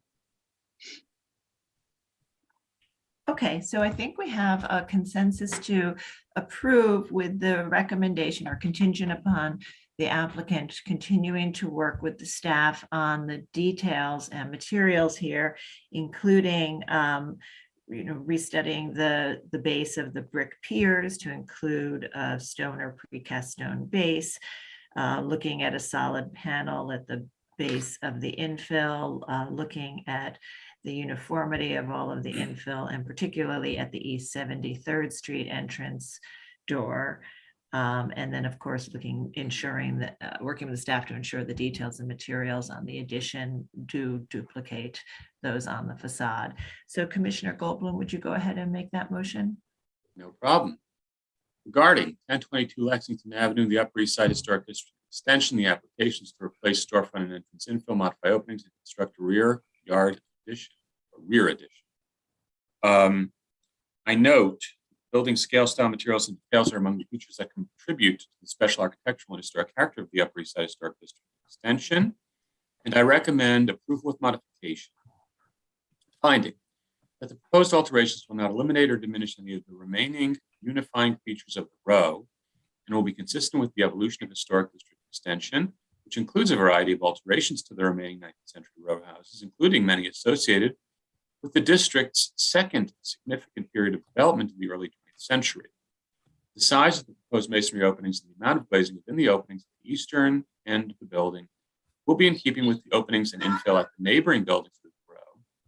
The enlargement of the masonry openings will combine with multi-light configuration of the infill at most of the larger openings, solid panels above display windows and entrances, and the width of remaining brick help maintain a solid to void ratio and sense of scale, which will be compatible with the building. That the smaller single light windows at the western end of the first floor will help establish a gradual transition in the larger bays closer to the commercial avenue and the adjoining row houses on East 73rd Street. That the relocation of the wrought iron panel from the existing residential entrance to the new residential entrance will maintain the decorative feature, this decorative feature, within an equivalent context. That the presence of an addition on top of an existing rear extension and adjacent to an altered portion of the rear facade will not detract from any significant architectural features. That the proposed windows and surrounds at the addition will match the existing windows and surrounds at the building in terms of design, materials, dimensions, proportions, alignments, and details, thereby helping to unify the design. The proposed addition will be at the corner of the block, separated from the general green space by the side of a row house and a one-story full lot rear extension. Therefore, will not disrupt the central green space, and that proposed materials and finishes of the facade and cladding and infill will match the existing materials and finishes of the building, thereby helping to unify the design. However, I recommend that the applicant work with staff on the following modifications to the proposal. First, that they consider adding a masonry base to the masonry portions of the building that hit the street. Second, they consider modifying the design of the contemporary style aluminum glass storefronts on 73rd Street. Third, they examine the change of the narrow brick pier at the far west end of the 73rd Street side to be not a narrow sliver of brick. And lastly, that they consider having the operable storefront panels contain a solid decorative panel at the bottom to emulate a bulkhead. Did I miss anything?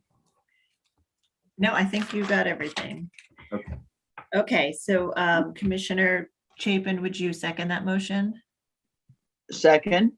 All right, Mark, will you call the vote? Chair Carroll, Aye. Commissioner Bland, Aye. Commissioner Shamir Barron, Aye. Commissioner Chapin, Aye. Commissioner Chen, Aye. Commissioner Devonshire, Aye. Commissioner Goldblum, Aye. Commissioner Gustafson, Aye. Commissioner Jefferson, Aye. Commissioner Lutfi, Aye. Commissioner Holford Smith. With 10 in favor, none opposed, the motion passes. That's approved with those modifications. Please continue to work with the staff. Thank you, commissioners. We will work with staff on these proposed changes. Thank you very much. Great. Have a Thank good you. morning. Happy New Year to everybody. Thank Happy you. New Year. All right, we'll now move to our public meeting agenda. Yes, and we'll start with public meeting item number 1, LPC 22-00011, application for a certificate of appropriateness in the Borough of Brooklyn, block 1676, lot 74, 321 Decatur Street in the Bedford-Stuyvesant Expanded Stuyvesant Heights Historic District. This is a Romanesque revival and Renaissance revival style row house designed by G. Harry Madigan, built in 1892, and the application is to construct rooftop and rear yard additions. This was last presented at the public hearing of November 16th, 2021, and no action was taken at that time. And the staff will do the presentation for this one this morning.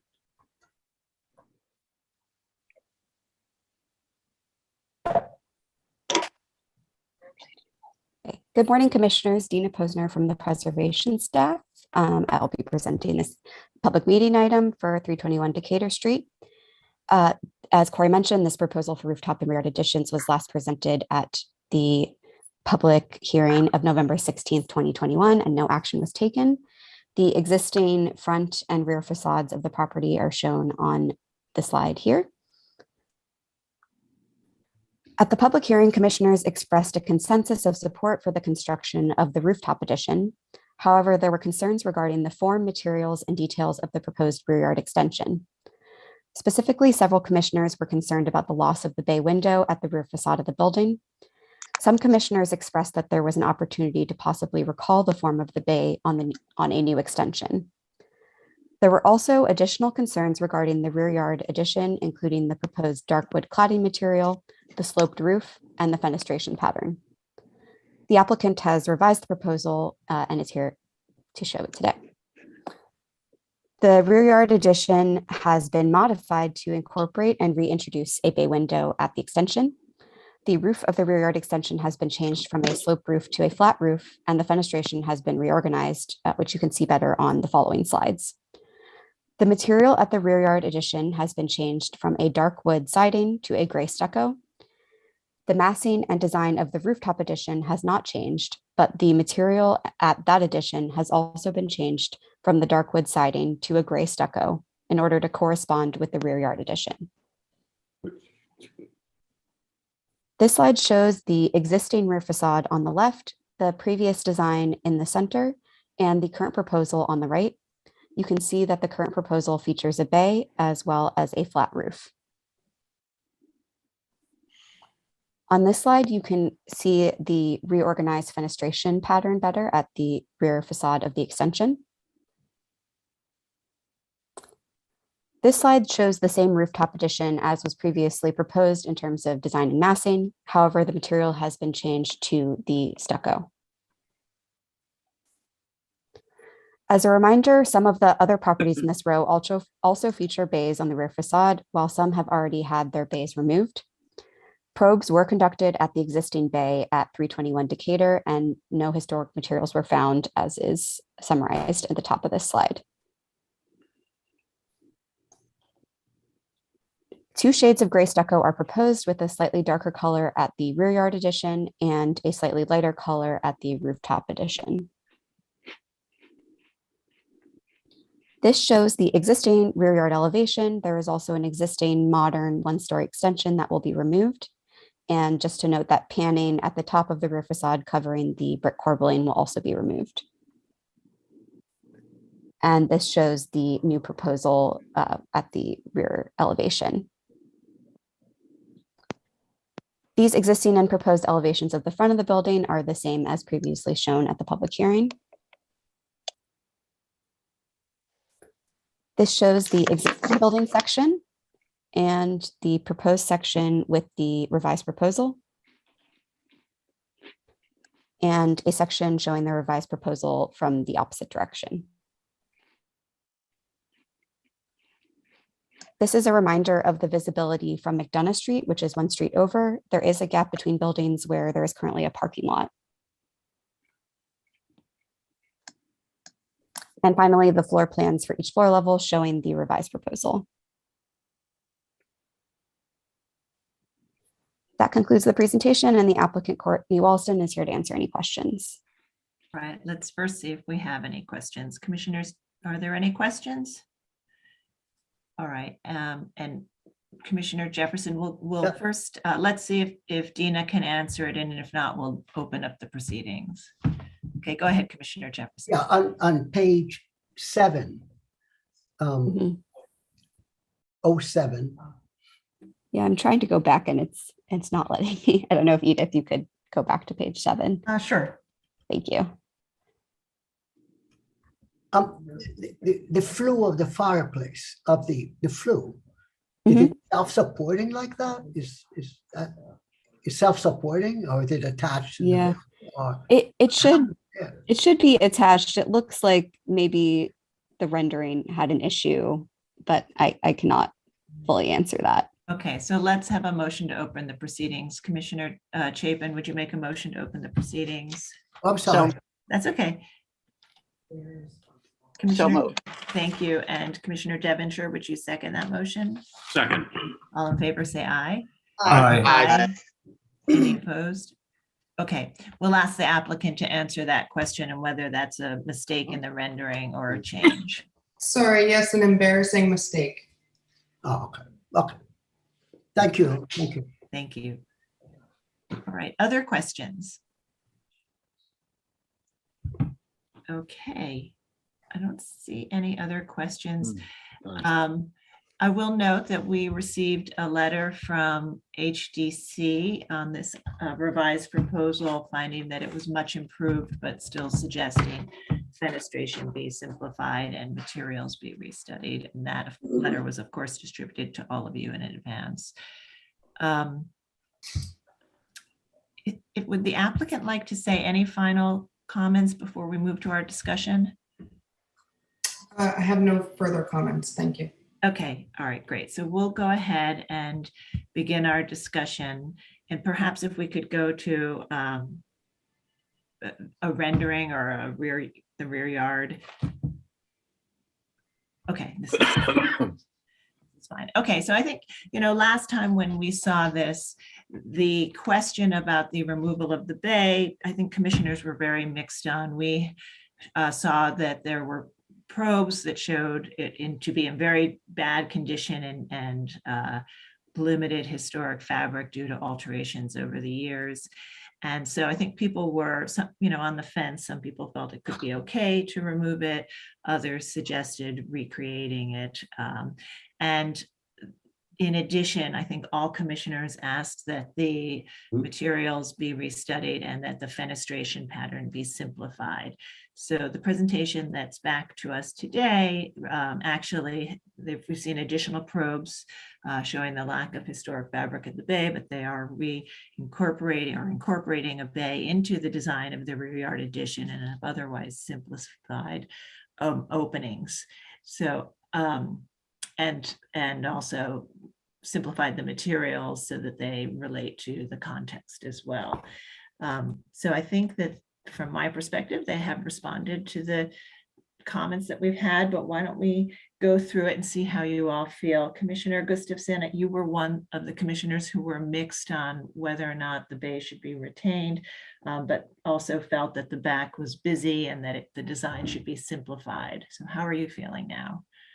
I'm feeling positive. I agree with you. I think they addressed my concerns, with their review of particular of whether the historic materials in the bay window.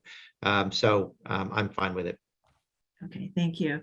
And Commissioner Shamir Baran, I think you were actually comfortable with it last time. And how with these changes, how are you feeling now?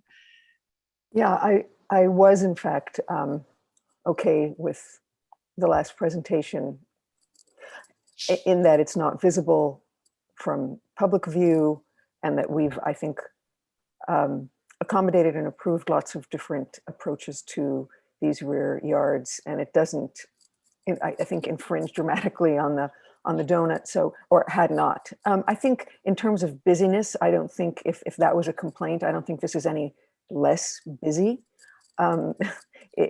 So that's, in my mind, it seems a bit, something about it seems, there are a lot of different things going on here, and so the design intent is not quite as clear. But I mean, I could approve it. Again, it's not visible from public view, and I think it's not asking for too much. I do think that the change and the kind of the quieting of the materials, both on the roof as well as in the rear, both are positive. So I can approve it as it's presented now, but could have previously as well. Great, thank you. Commissioner Jefferson, I think you also were one of the commissioners who felt that the design should be simplified. I can approve this, but I have some suggestions, and I think the way the staircase hits the what is it called? My mind is shot. Yeah, the bay. The bay is a little odd, and that could be studied, and just the way the handrail hits the bay. But I can approve this. I mean, those are just design issues that could be solved with the staff. Okay, thank you. Commissioner Bland? Yeah, I can't recall my position before, but it seems fine. They've answered our questions or our comments, and I can approve it. Okay, thank you. Commissioner Lutfi, thank you also, as we're many, sort of, you recognize the bad condition of the bay, and I think we're kind of mixed on that, but felt the design could use some work.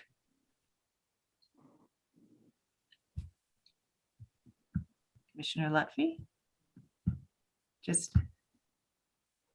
Sorry about that. Okay. Yeah, I think the applicant listened to the comments of the commissioners, and I think they've incorporated them in a way that works. I can approve it. Okay, thank you. Commissioner Chapin, I think you were in the same camp, and I think even suggested incorporating a bay into the addition.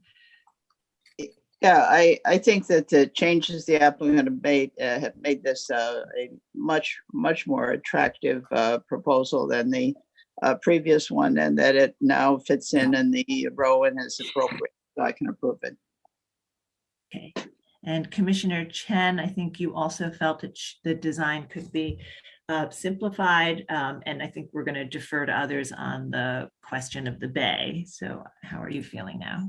I agree with my colleagues that this is much improved over last time, and I think it's appropriate. Okay, thank you. And Commissioner Goldblum, I think you had a slightly different take on the bay and really felt that it should be retained to the extent possible. So I don't know how if this addresses your concerns. I can accept it as appropriate. Great, thank you. And Commissioner Devonshire, I think you were not here last time, but having heard the discussion. I'm here this time, and I think this is approvable. Thank you. All right, great. Okay, so I think we are there and able to approve this today. So Commissioner Gustafson, would you make the motion? In the matter of LPC 22-00011, 321 Decatur Street, Bedford-Stuyvesant Expanded Stuyvesant Heights Historic District. The application is to construct rooftop and rear yard additions. I note that the building style, scale, materials, and details are among the features that contribute to the special architectural and historic character of the Bedford-Stuyvesant Expanded Stuyvesant Heights Historic District. I recommend approval, finding that the proposed work will not damage any significant architectural features, and the removal of the altered bay will not eliminate or diminish an intact unifying feature of the row, that both of the additions will only be visible from public thoroughfares at a distance within the context of secondary facades, that the rooftop addition will be set back from the front and rear facades, and the rear yard addition will not rise to the full height of the building, thereby helping to retain defining aspects of the building's original scale and massing. That the rooftop addition will be seen from a public thoroughfare within the context of an existing rooftop addition and utilitarian features, including chimneys and railings at neighboring buildings. That the proposed materials and finishes of the additions will be typical of secondary facades and harmonious with their context. That the rear yard addition will feature a typical solid to void ratio and modest ornamentation commensurate with secondary facades within this block and historic district. That the chimney flue extensions will be the minimum height required by building code and in keeping with chimney flues found throughout this streetscape in terms of materials. That the rear yard addition will only be partially visible from a public thoroughfare from a limited view corridor. That the proposed bay will recall the form of the removed bay and maintain a unifying pattern of the row. That the rear yard addition will not project further into the rear yard than the existing rear yard addition and will not diminish the presence of the rear yard or the central green space. That the rear yard addition will feature a typical solid to void ratio and modest ornamentation and materials and finishes commensurate with secondary facades within this block and historic district. And that the modest footprint and simple form and fenestration pattern of the rear yard addition will help it remain harmonious within the surrounding context, which includes a mix of 1 to 3 story additions and several buildings with projecting bays at the parlor floor. And we recommend that the applicant continue to work with staff on the details, including studying how the staircase in the rear meets the bay. Okay, I mean, I think we had 6 to approve it as is, but we'll certainly encourage them to continue to look at that detail. All right, Commissioner, where am I? Commissioner Shamir Barron, would you second that motion? Second. All right, Mark, will you call the vote? Chair Carroll, Aye. Commissioner Bland, Aye. Commissioner Shamir Barron, Aye. Commissioner Chapin, Aye. Commissioner Chen, Aye. Commissioner Devonshire, Aye. Commissioner Goldblum. Aye. Commissioner Gustafson, Aye. Commissioner Jefferson, Aye. Commissioner Lutfi, Aye. Commissioner Holford Smith. I'm going to abstain since I missed most of the hearing part of this. With 10 in favor, none opposed, and 1 abstain, the motion passes. Okay, so that's approved, and as was suggested, please continue to work with the staff as you finalize your plans. All right, we'll move to the next public meeting item. Thank you. Next item is public meeting item number 2, LPC 21-00561. An application for a certificate of appropriateness in the Borough of Manhattan, Block 719, Lot 60, 430 West 22nd Street in the Chelsea Historic District. This is a Greek Revival style building built in 1843, and the application is to construct a rear yard addition. This was last presented at the public hearing of December 14th, 2021, and no action was taken at that time. And the staff will present the revised proposal. Good morning, Commissioners. Edith Bellinghausen, Preservation Staff. The proposal returning to you today is to vertically extend an existing rear yard addition. Shown here in the center photo is the existing conditions at the rear of this building, where you can see the existing one-story plus basement rear yard addition. And then for context, here you see the location of the building within the block. It is not visible from any public thoroughfares. However, there's a large gap in the block, and the photos you'll see later are taken from that location. However, it's not a public thoroughfare. You'll also note the presence of other 2-story plus basement rear yard additions at the neighboring properties shown here and here. And this is our property proposed to match those heights. These are just some photos for context. This is the proposal as it was initially presented. At that time, most commissioners supported extending the addition for 1 additional story, but did express concerns about the size of the balcony, the presence of the structural columns to support the new balcony, as well as the large expanse of glazing at the new window assembly. This is the revised proposal. In response to the commissioner's comments, the applicants have made the following revisions. First, the full balcony has been revised to a Juliet balcony. The supporting columns are then omitted from the proposal, and the window assembly was revised to a multi-light configuration with French doors and fixed side lights. Here you see the 2 proposals in the context of the adjacent properties.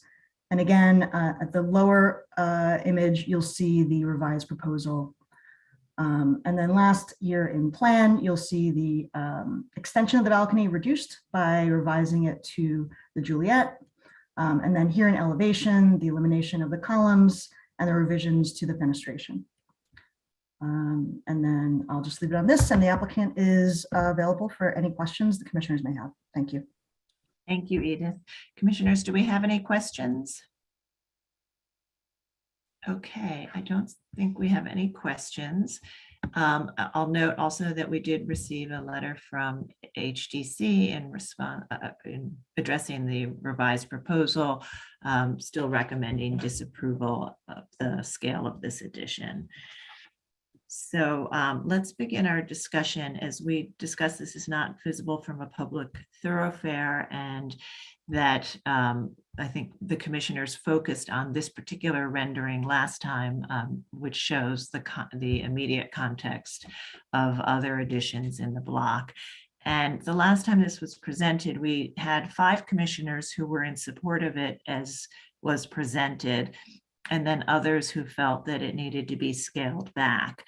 So we'll go ahead and start our discussion, starting with those who were in support, and then we'll continue on and see how the changes have what effects the changes have had on the other commissioners. So Commissioner Shamir Baran, last time I think you were in support of this item as was presented, given the context here and the variety. Yeah, and I still am. That hasn't changed. Great. Commissioner Chapin, you also were in support of this last time. I think some ways felt that the columns kind of related to porches and other things that you might find on rear facades. The columns have now been eliminated and the balcony has been pulled in. Oops, Commissioner Chapin? Sorry. Yes, I think this actually is improved, and I think it's fine, and I can approve it as presented. Okay, great. Thank you. Commissioner Goldblum, I think you were also comfortable with it as was presented last time. That's correct. I'm more comfortable now. The only thing I would suggest that the staff work with the applicant to look at the details, including the coping. On a simple job like this, the coping happens to be an important aspect of it, and I would suggest either a stone or precast coping as opposed to an aluminum one. It will just look more typical and blend in better. Okay, thank you. And Commissioner Chen, I think you were also comfortable with it last time as well. Yeah, and I think that if the rest of the commissioners want to heed Michael Goldblum's suggestion of the coping, I'm fine with that also. Okay. And Commissioner Devonshire, you were comfortable with it last time. Are you still comfortable with it? I remain comfortable, and I think Michael made a very good point about the coping. Okay, great. Okay, and Commissioner Lutfi, I think last time you had asked that they scale it back slightly. I don't know, with the reduction of the balcony and the elimination of the columns and sort of reducing the scale of the glass at the top floor with the multi-light openings, are you at a place where you're comfortable now? I think the changes that they made have been very helpful. I'm still not in love with it, but I can approve it. Okay, thank you. And Commissioner Holford Smith, I think last time you also felt that it needed to be scaled back. Yeah, I do think that the elimination of the columns and the changes to the fenestration have really improved it. And so I think I'm persuaded that it's okay as it is now. Okay, thank you. And Commissioner Jefferson, you, I think, also had concerns about the scale. Right, I can approve this within the scale of this now, within this context, I can approve it. Okay, all right, thank you. And Commissioner Gustafson, I think you were also in the camp that had concerns about the scale of it last time and the columns also. Yeah, I think I also was concerned about that, about the balcony.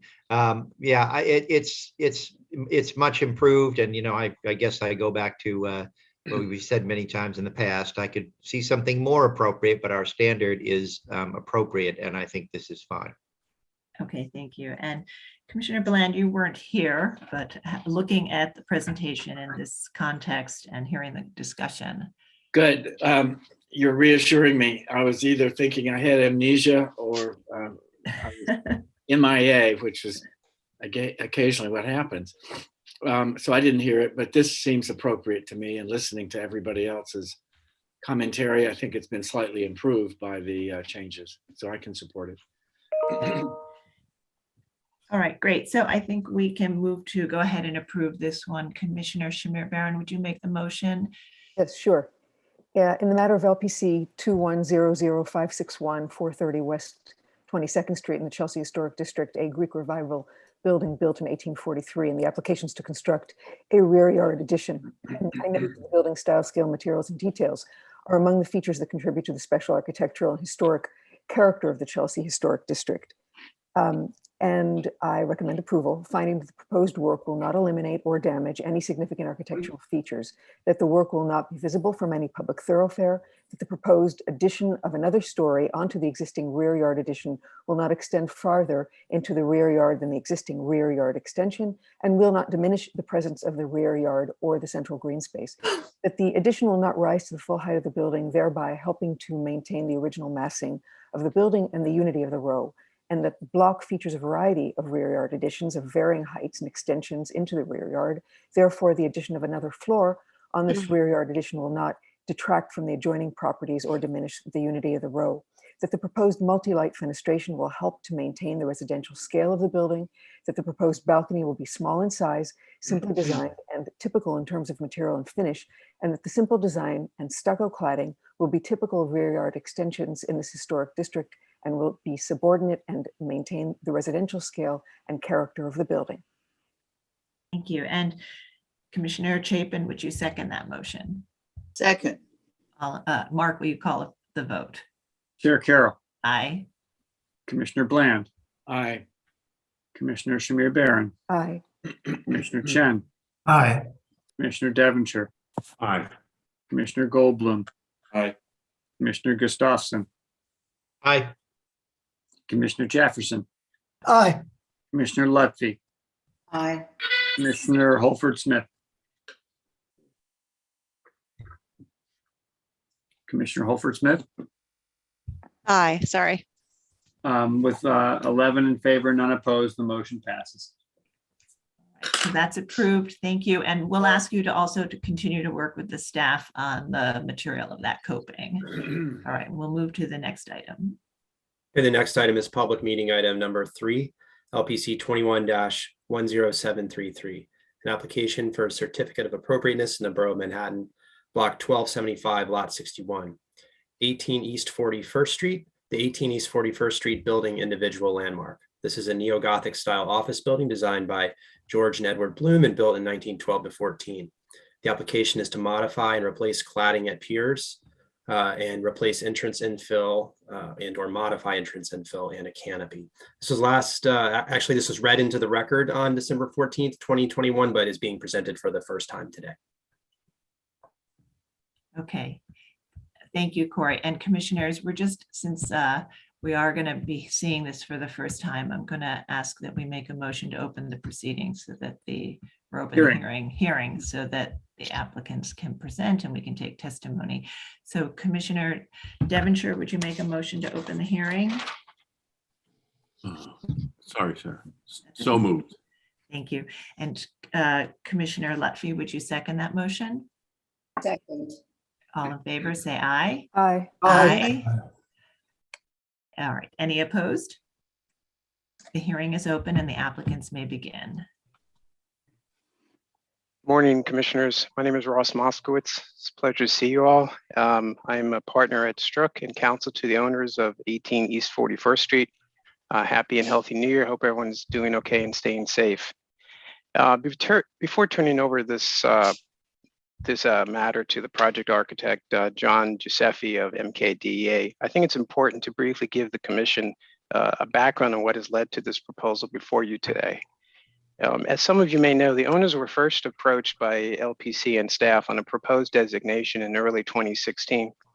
It's actually part of the first group of buildings to be included in the designations that were running companion to the proposed East Side Midtown zoning district, which was taking place at that point in time.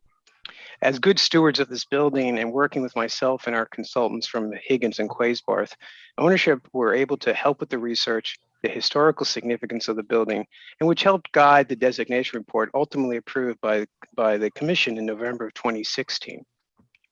Now that report's important for a bunch of reasons, but let me highlight what we think is most important.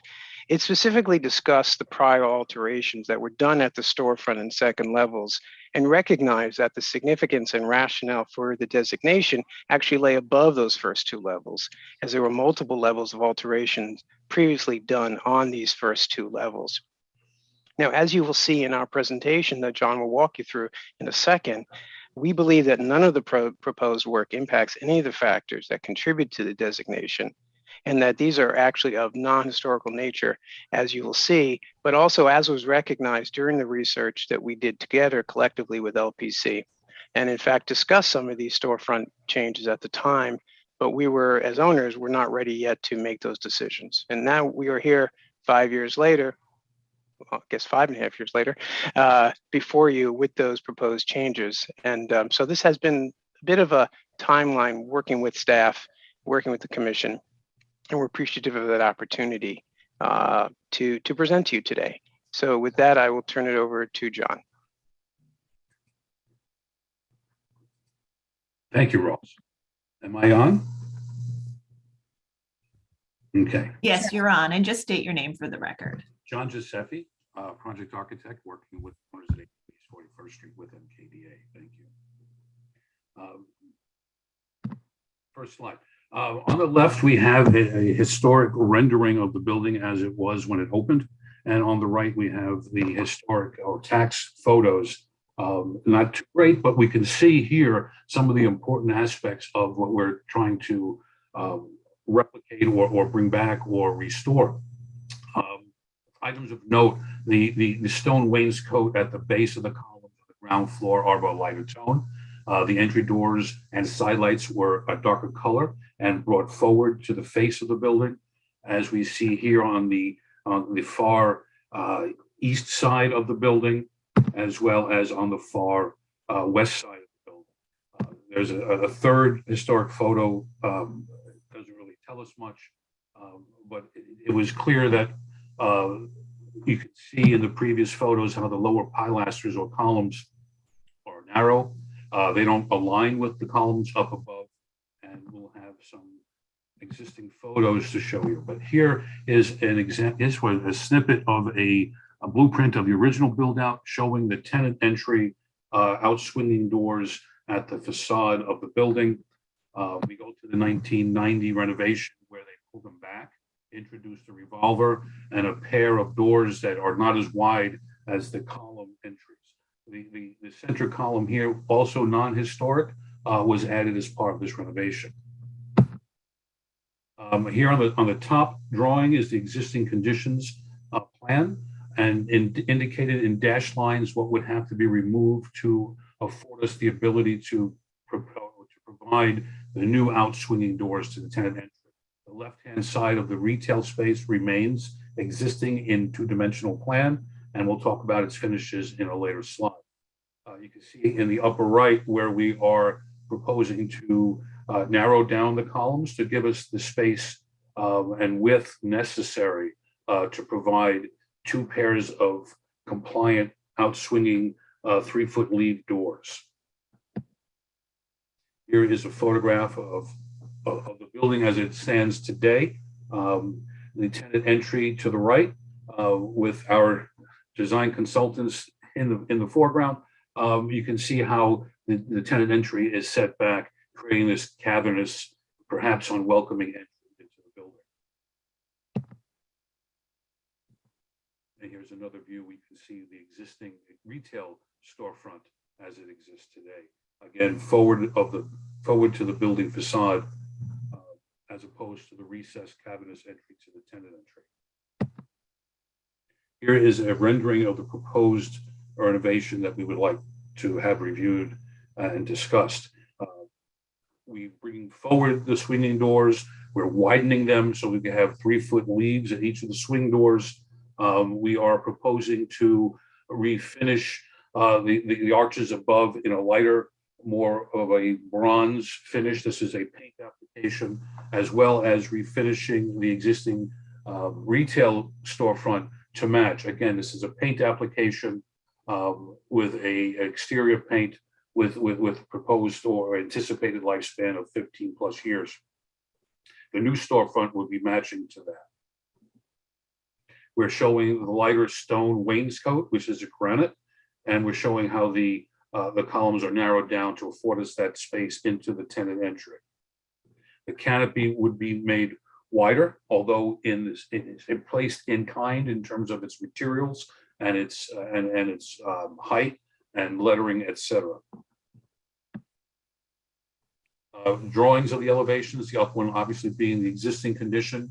And you can see how we are affecting the ground floor in the lower elevation, showing the new storefront, wider doors, a slightly wider canopy to pick up the width of those doors to keep it in line. Section view. On the left is the existing condition. You can see how we're maintaining the depth of the canopy. We're not changing the depth. We are just simply bringing the point of entry forward to the building line. The contour of the pilaster remains the same in terms of its depth. The wainscoting remains the same depth in terms of its footprint. And this is now the proposed entry with a a true vestibule, a true accessible out-swinging door vestibule.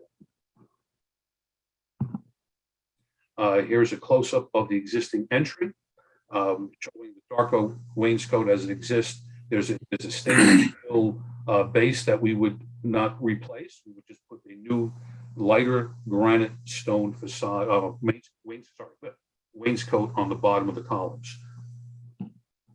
We are proposing to replace those existing sconces with new, and we would handle that on staff.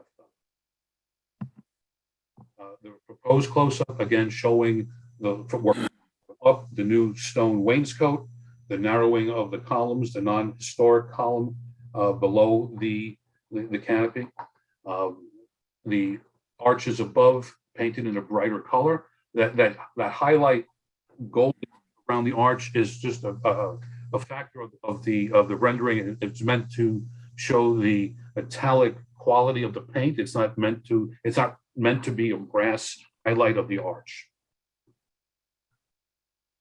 The mullion spacing and the horizontal buttons on the doors and sidelights of the proposed new entry are matching the configuration of the retail space to the east or to the left, but they would all be painted and finished in the same color. It's a bronze finish, and then we have the stone with granite wainscoting.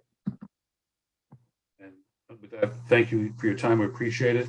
Feel free to ask any questions. We're here to answer whatever you might have. Thank you. Okay, thank you very much. And we do have some questions. We'll start with Commissioner Goldblum. Okay. I just wanted to ask you about the doors. Are you required by code for egress purposes to have 4 doors at this location, 2 pairs? We are required to have a certain width in egress. We have today 2 means to exit the building, one being a revolving door. We want to maximize the access, because this also acts as the freight entry to the building. This is the only entry into this building. There's no other means of egress or ingress to this building. But what I'm asking you is this. Right now, you have 6 feet of egress doors, because the revolvers don't count. Or at least they don't count towards ADA. But could you replace the doors? I mean, the problem here is that you've got the double doors, and their width are driving the removal of historic material, which is obviously somewhat controversial in nature. I'm asking you if you could meet your egress requirements with 2 single doors, or a single door and a pair of non-36-inch double doors, such that you did not have to modify the masonry at all. We would want to further study that to answer that properly. But Commissioner Goldblum, just I think, just so there's no confusion, there is no historic fabric at the first 2 floors of this building. Yes, thank you, Chair. That's what I wanted to make sure. Again, just to be very clear, everything we're looking at, it's obviously a designated building, so we understand the jurisdiction. We're not questioning that at all. But everything that we're talking about now is not of historical nature. We're not touching anything that has historical nature. Got it. Thank you. Yeah, and I think in the historic photograph, you could see that it was actually a quite large multi-light assembly with limited piers. Got it. Yeah. Okay, great. Let's see, Commissioner Bland, please go ahead. Right. Well, my question is basically what Michael just asked. And the answer now reminding me, of course, that all of this fabric is new. It still, I think, is a bit odd to remove a part of even the new column, like a peg leg person or something. I'm not sure what the analogy is, but so my question still is the same. Is it possible to provide egress, legal egress from this building without removing those sides of the columns, even if they're not historic columns? That's a question. And we will research that and come back to you with that answer. I have it in front of me, but. Okay. Thank you. All right, Commissioner Shamir Baran. Yes, my question has to do with the sort of Gothic-shaped arches. So it's clear that those were not original either, and I'm just curious. He may have said it, but you may have said it. But and why are you retaining those? I mean, what's the thinking? Well, there wasn't any plan to remove them, but we wanted to refinish them to be in concert with what we're doing on the ground floor.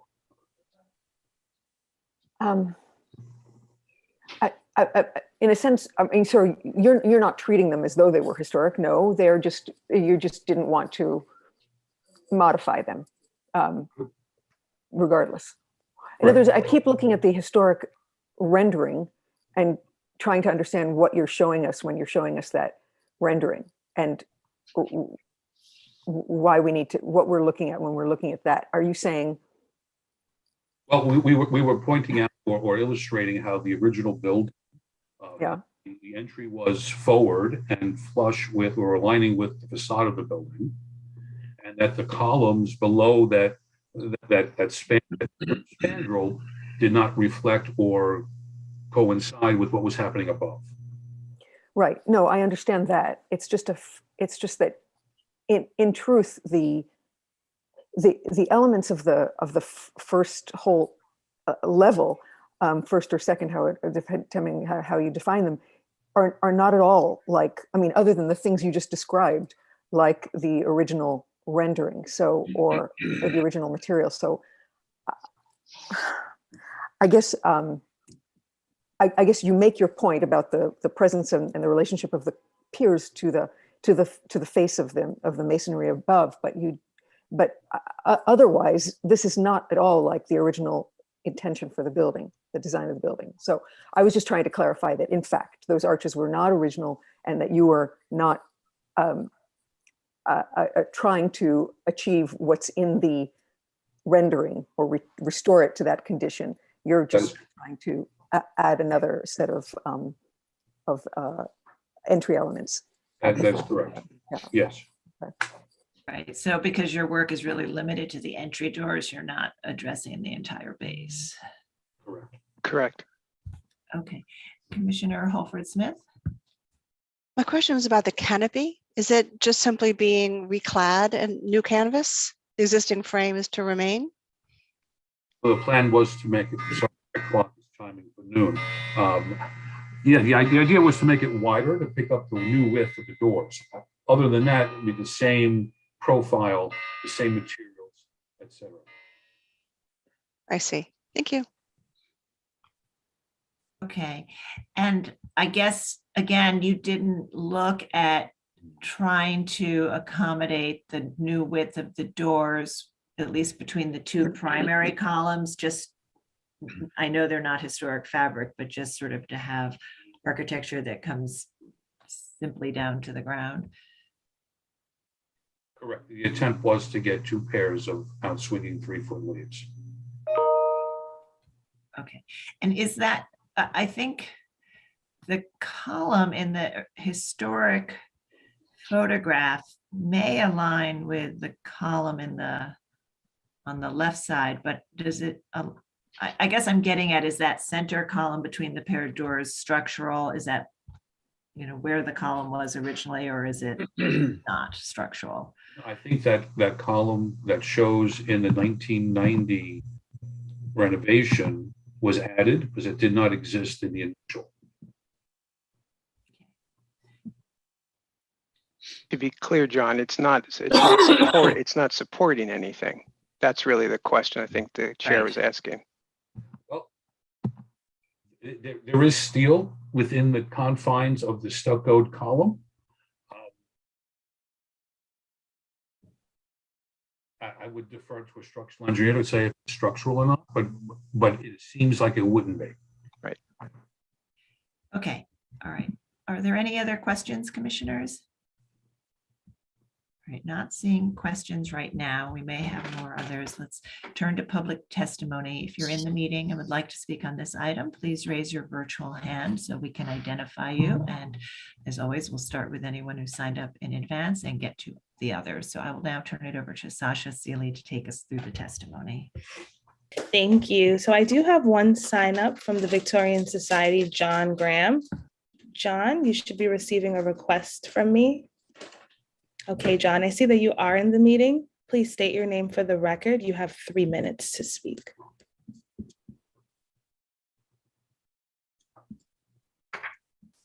Good morning, Commissioners. John Graham for the Victorian Society in New York. The designation report for this individual landmark states that the building has a strong vertical emphasis created by alternating thick and thin piers, and that it has sumptuous terracotta embellishment. The Victorian Society in New York suggests that when a building is thus described, the appropriate approach is not to remove the terracotta embellishment and reduce the sense of verticality by altering the ground floor piers' relationship to those above. Further, we find the proposed change to the second floor pointed arch infill ill-advised. The historic infill at the lower 2 floors was by design dark and recessive. Changing the material and color to a lighter bronze will make this later alteration stand out and detract from the building's historic features.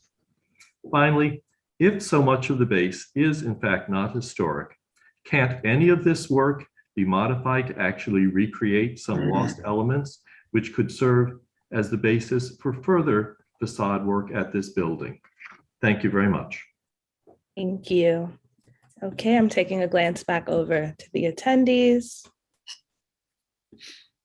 And I do not see any more hands raised, so I'll pass it back over to you, Chair Carroll. Right, thank you. And I'll note for the record that we received a letter from Historic Districts Council recommending disapproval, also largely because of the cutting into the piers.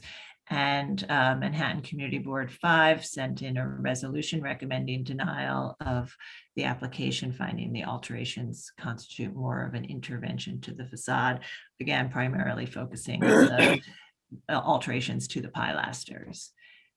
Okay, so let's turn back to the applicant team and ask if you'd like to respond to the comments we've heard. Well, I think, Chair, it's Ross Moskowitz again. We're going to do a little more homework on one of the questions on the width. We'll come back with you on that because I think that was a very direct question. We should give a direct answer on. The commentary, I would just add, and I appreciate the comments by former staff person Graham, as well as the comments by the commissioner. I do think the community board comments, unfortunately, either because we're at the end of a 3-hour meeting, which is always fun, or because they failed to recognize the commentary about the historical nature. They seem to ignore that comment that we made. Perhaps we could have done a better job at explaining that. But again, I just want to remind the commission and we've been working with staff, and we hear the points, especially about the arches, because we thought that was something that worked out well, and working with staff, we thought that would work, but we can certainly relook at that. But again, this is something that we have been contemplating for some time. If owners had been in a position at the time of designation, they probably would have gone ahead and presented something similar here, trying to make this into a Class A building, and bring it into the 21st century. As you can tell, it is very crowded there, and I understand the commissioner's point about width, so we will get back to you on that.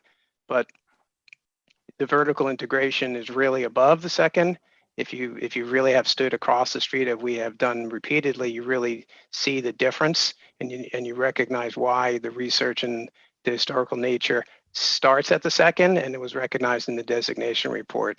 So we appreciate that this is still a designated building and that we still have to figure this out. But I do think that there's more flexibility here because of what we're talking about, and that we're not touching the historical nature of this building.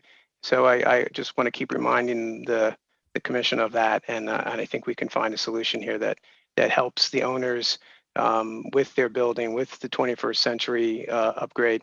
At the same time, protects the historical nature of this building without distracting from it below. So we will come back with some thoughtful responses. All right, thank you very much. So why don't we, Commissioner Goldblum, did you have one more question? No, go ahead. Okay. Commissioner Shamir Baron, a question? Yes, one more question. I'm sorry. Does the designation report tell us what our relationship should be with this ground floor? Does it give us any more information about whether or not it was sort of outside of the designation, that there had been some significant modifications in the meanwhile? Because I find this to be really a tough position with respect to an individual landmark. Well, I think, in the designation report, we clearly described the alterations, and generally in areas of significant alteration and individual landmarks, it's often at the ground floor or the first two floors, the base of the building where the buildings have been altered. Those alterations then do allow for more flexibility in the future because proposed changes wouldn't be affecting historic fabric. Having said that, I think that the designations, doesn't preclude our review of what would be an appropriate replacement for the altered fabric. And so I think, or appropriate alteration to the altered fabric. So I think we still have to look at the overall architecture, style of the building, materiality and details of the building to determine what an appropriate alteration is at the ground floor of this landmark. So, and I'm confident also that this is a beautiful building. It was a really very successful designation. I was very proud of it when we did it. The owner was very cooperative and worked very collaboratively with us, as has been stated. And so, I know this beautiful building can be a first-class building in this neighborhood, and I'm totally confident that we will find a solution that provides a first-class entry and works with the architecture of the building, even if that means, further altering non-historic fabric or thinking about the relationships of piers to the building above. But I'm confident we'll get there as well. So we'll begin that discussion. Commissioner Bland, would you like to start this one? Well, I thought we just weren't going to take action because the No. I don't mean to say we're going to take action today. I mean to say that after our comments, we'll come up with a solution that is successful here. That is, well, the applicants will come back in response to those comments. Okay, well, all right. Well, I think I've made my comment in a question earlier, and that is I'm uncomfortable with the, even though they're more contemporary pillars and not aligned with historic building construction, I'm still uncomfortable with the fact that they're being removed. I think it's an ungainly kind of architectural issue that needs to be addressed somehow. And I don't know how to address it other than for them to come back and answer the question which I asked, is there another way of getting, and Michael Goldblum asked the same question. So right. So just thinking it through, I think that there's the cutting down or making more narrow of the piers. Yeah. It's not complete removal, but if one could keep the two primary piers, but in order to get the proper width doors, would you consider elimination of the middle column, but that would leave one above it kind of unsupported visually? Yeah. Or would you only be comfortable openings or looking at a whole different approach for the base? Well, I think maybe holistically they ought to step back and just kind of look at the whole thing a little bit more and show us. It could easily be by showing us 2 or 3 plan options that none of them work or they're not realistic in some way or other. And and I can accept that. I'm a realist, but I just need to be shown that it can't work in some way. Start with the idea that none of it's being removed. What can you do legally to provide the egress as well as the ingress. I was sad to hear that there's no other service entrance to the building as well. So it just needs a little more explanation, I guess, and I could maybe even get here if there's no other option, but you need the explanation. Yeah. Got it. Okay. So I think starting with working within the existing openings, and if that doesn't work from a code perspective or other functional perspective, you could entertain altering the columns or some of them, or looking at a different approach altogether. Okay. Thank you. Commissioner Lutfi.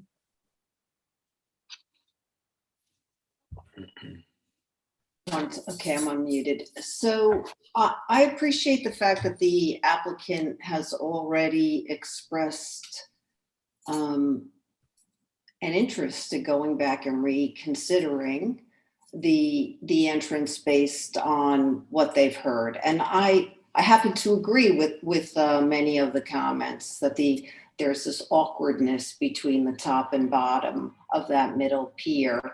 And this is about making sure that architecturally it works within the context of the landmark, but it also has to work as an office building. So I do have some pause about the fact that there does need to be an adequate service entrance here. And maybe it does mean exploring other options, such as getting rid of that pier on the bottom. I'm open to it. That said, I think they could, it's great. They should think a little bit more out of the box.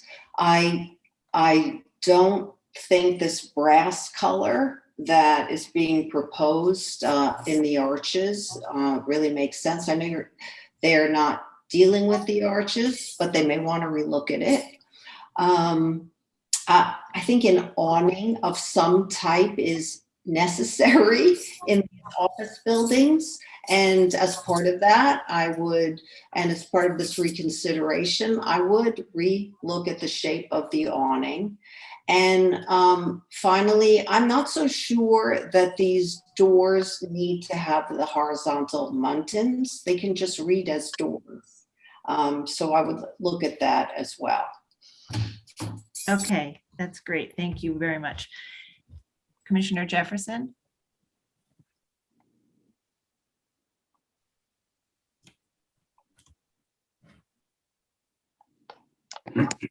issue I have is that you're cutting the columns. And there's another way of doing this. I think if they took the column, cut it all the way up, made a straight cut all the way up, and changed the proportion of the whole column, that would work, because if you look at the left-hand side, the middle, and the right-hand side, the proportion of the spaces are all they're different.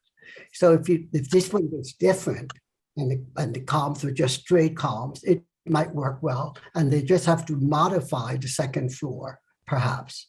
And the proportions would be fine, because it doesn't align with the columns up above.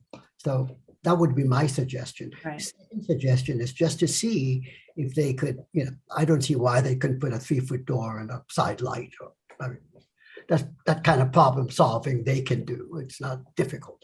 But this aesthetic one is a little bit, and I think it could work.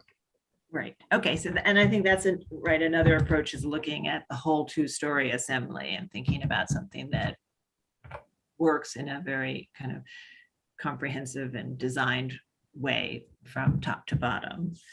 Okay. And I just realized that in our discussion, is because I was sort of leading into answering Adi's question, we went right into discussion and didn't close the hearing. So let's do that now.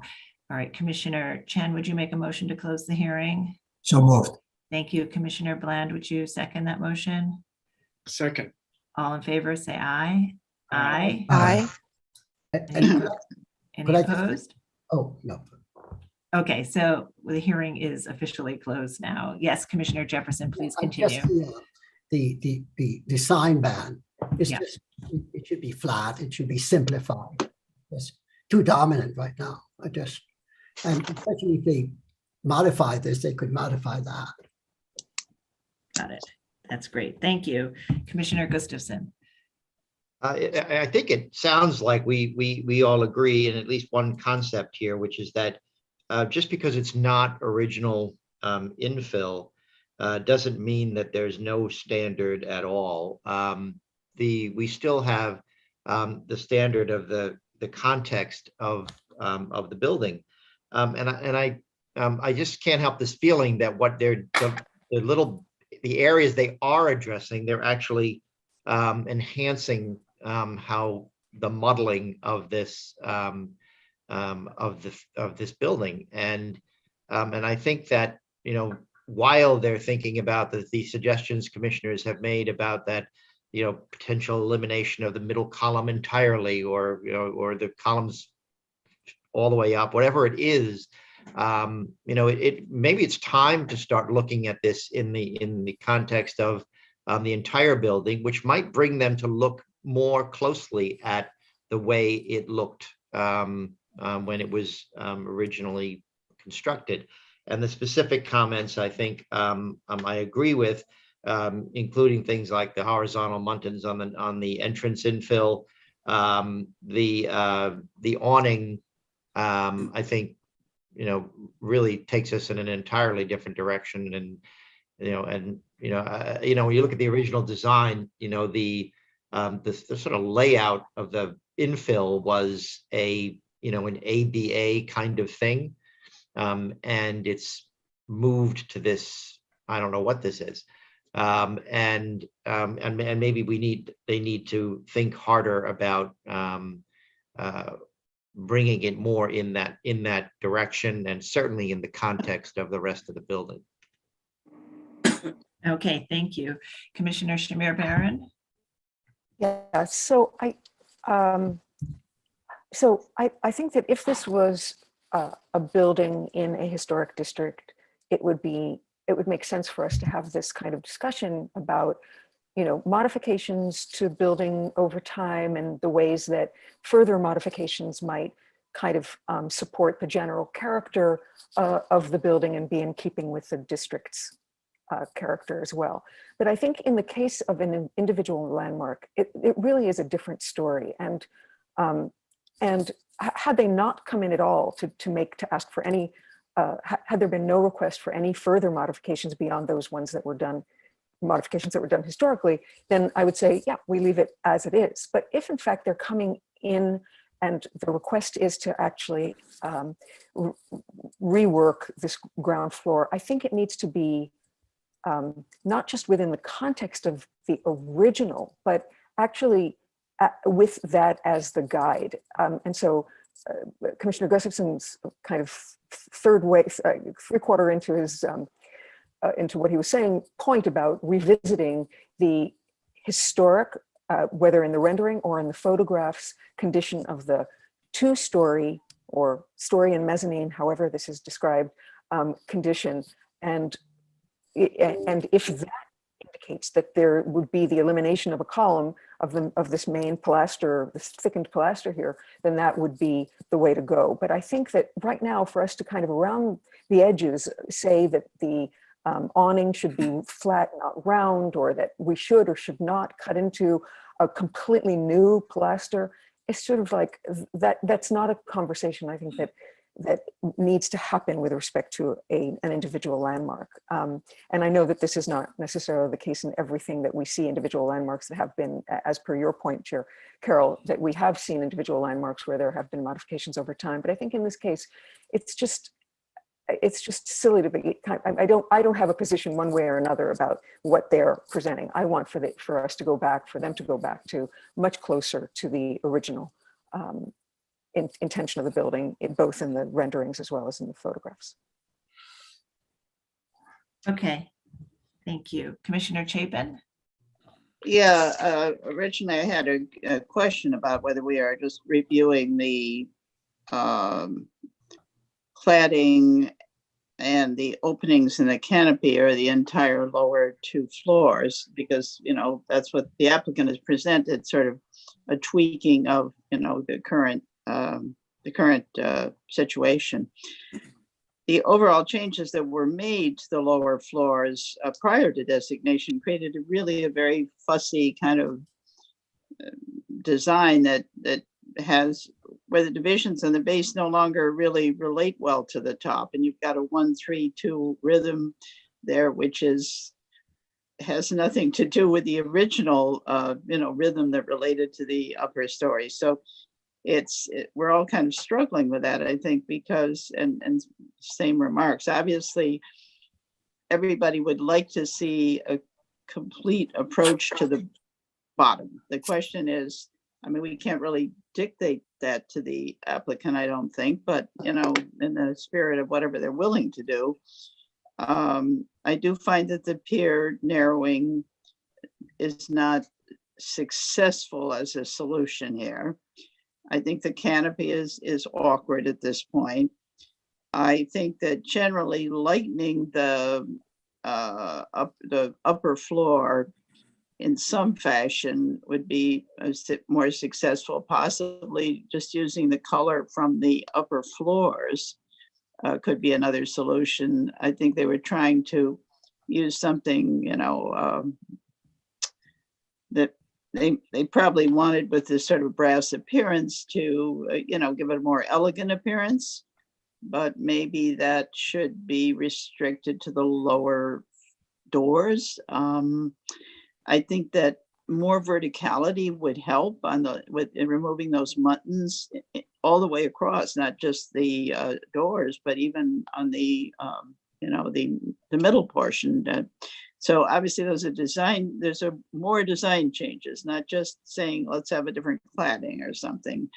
And I don't know whether we're in that. I mean, those arches don't really contribute anything either to the entire building composition.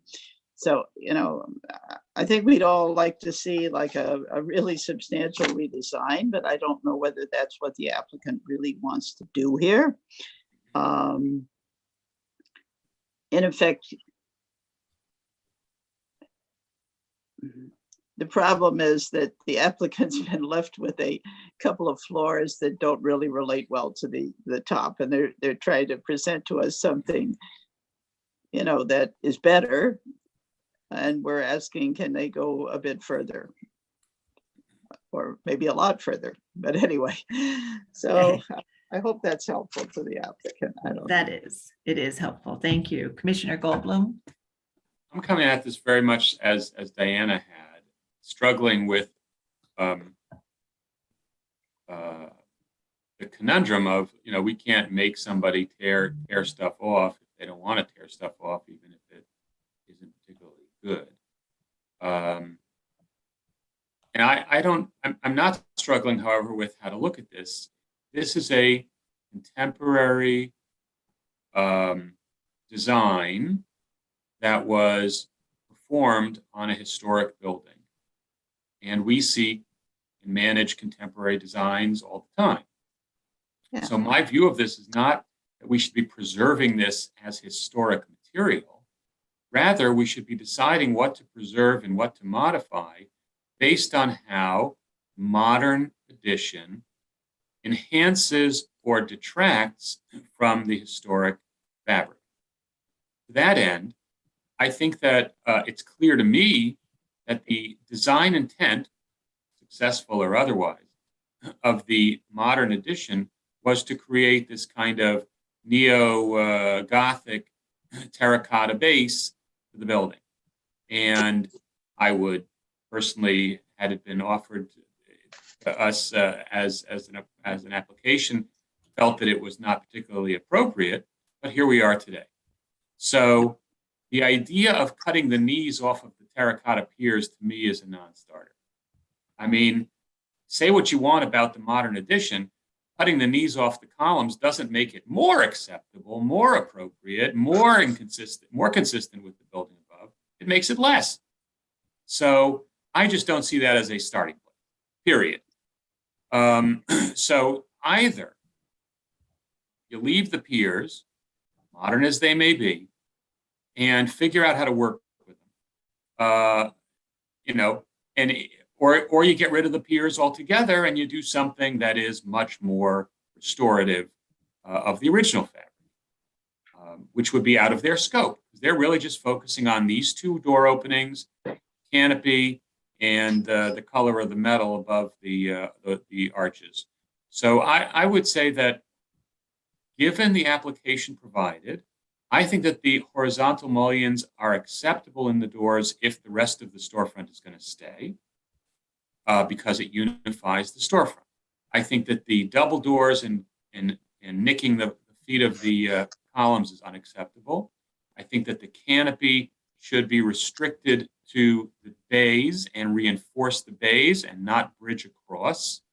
I think that the fascia, which is being either painted or covered between the first floor and second floor of the storefronts to the left of the entrance, should not be painted beige, but should be painted or faced with the same material that is being used for the rest of the infill, which is a bronze of some kind, a light bronze or whatever, brass.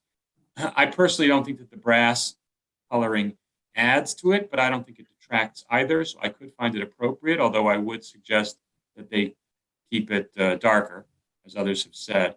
But the spandrel should definitely not be lighter. And I would also suggest they look at either making the sconces more minimal, smaller, or more historic. Okay, thank you. That is very helpful. Commissioner Devonshire is recused on this item and has not been present for the meeting at all or the discussion. Commissioner Chen. Yeah, much has been said, and so I won't confuse the applicant even further. But I think the sentiment from whether Commissioner Bland and Michael Goldblum is correct. I think that's a non-starter for the peers. I think somehow I see some members and I'm struggling with this horizontal ban as well, and so I will let the applicant go back and come back with what they deem as some possible alternatives. Okay. All right, great. Thank you all, commissioners, for your thoughtful comments. And so, Sarah? again, yeah. Oh, I didn't comment. I'm sorry. I know I stepped out for quite a while. So, and I really just want to say that I agree with the other commissioners' comments on this. That, good, thank you.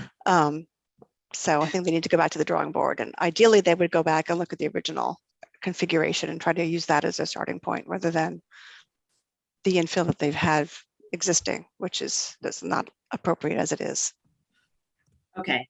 All right. Thank you. So I think we've gotten some really good comments, and this is very helpful. I think we knew at the outset that people were uncomfortable with the cutting of the columns, but I think that the discussion is incredibly important for our record and for providing the applicant with guidance. So thank you all for going through it so carefully. And so I think,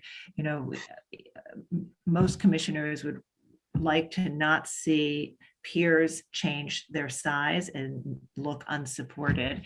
So I think the first thing would be to look at whether you can do doors that meet your needs within the existing opening. And if not, then I think stepping back and taking a more comprehensive look at how to do an entry that meets your needs within the context and the design of the overall base and how that then relates to the historic fabric above. And I think those comments also were specific to the fascia and the canopy, and those need some restudy as well to better relate to the architecture. So we'll ask you to continue to work with the staff to address the comments and the guidance that we've heard from the commissioners. And again, at the end of this process, I'm confident that we will find a solution together that enhances the building and gives the building the first class entry that it needs. And this is an important landmark in this important neighborhood, and and I'm sure that we can come to a successful solution here that cements it in this important neighborhood. All right, thank you very much, and we'll take no action. Thank you. Thank you, commissioners. Thank you very much. Thank you. And we'll see you back when you're ready. Okay. All right, we'll move to the next item. Okay, and it's the also the last item of the day, public meeting item number 4, LPC 21-06960, an application for a certificate of appropriateness in the Borough of Manhattan, block 2063, lot 110, 455 West 148th Street in the Hamilton Heights Sugar Hill Historic District. This is a Romanesque revival style row house designed by John P. Leo and built in 1897. And the application is to construct rooftop and rear yard additions. This was read into the record at the public hearing on December 14th, 2021, and will be presented for the first time today. Thank you. And so before we get going, we'll open up the hearing so that we can have the applicant speak and take testimony. So Commissioner Jefferson, would you make a motion to open the hearing? So motion. Thank you. And Commissioner Lutfi, would you second that motion? Second. All in favor, say aye. Aye. Aye. Any opposed? Okay, the hearing is open and the applicants may begin.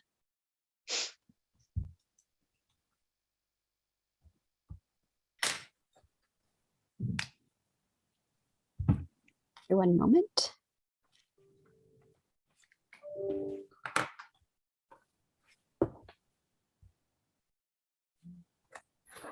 Okay. Good afternoon, Commissioners. Dina Posner from the Preservation staff. I will be presenting this application, and the applicant is also present to provide a brief conclusion.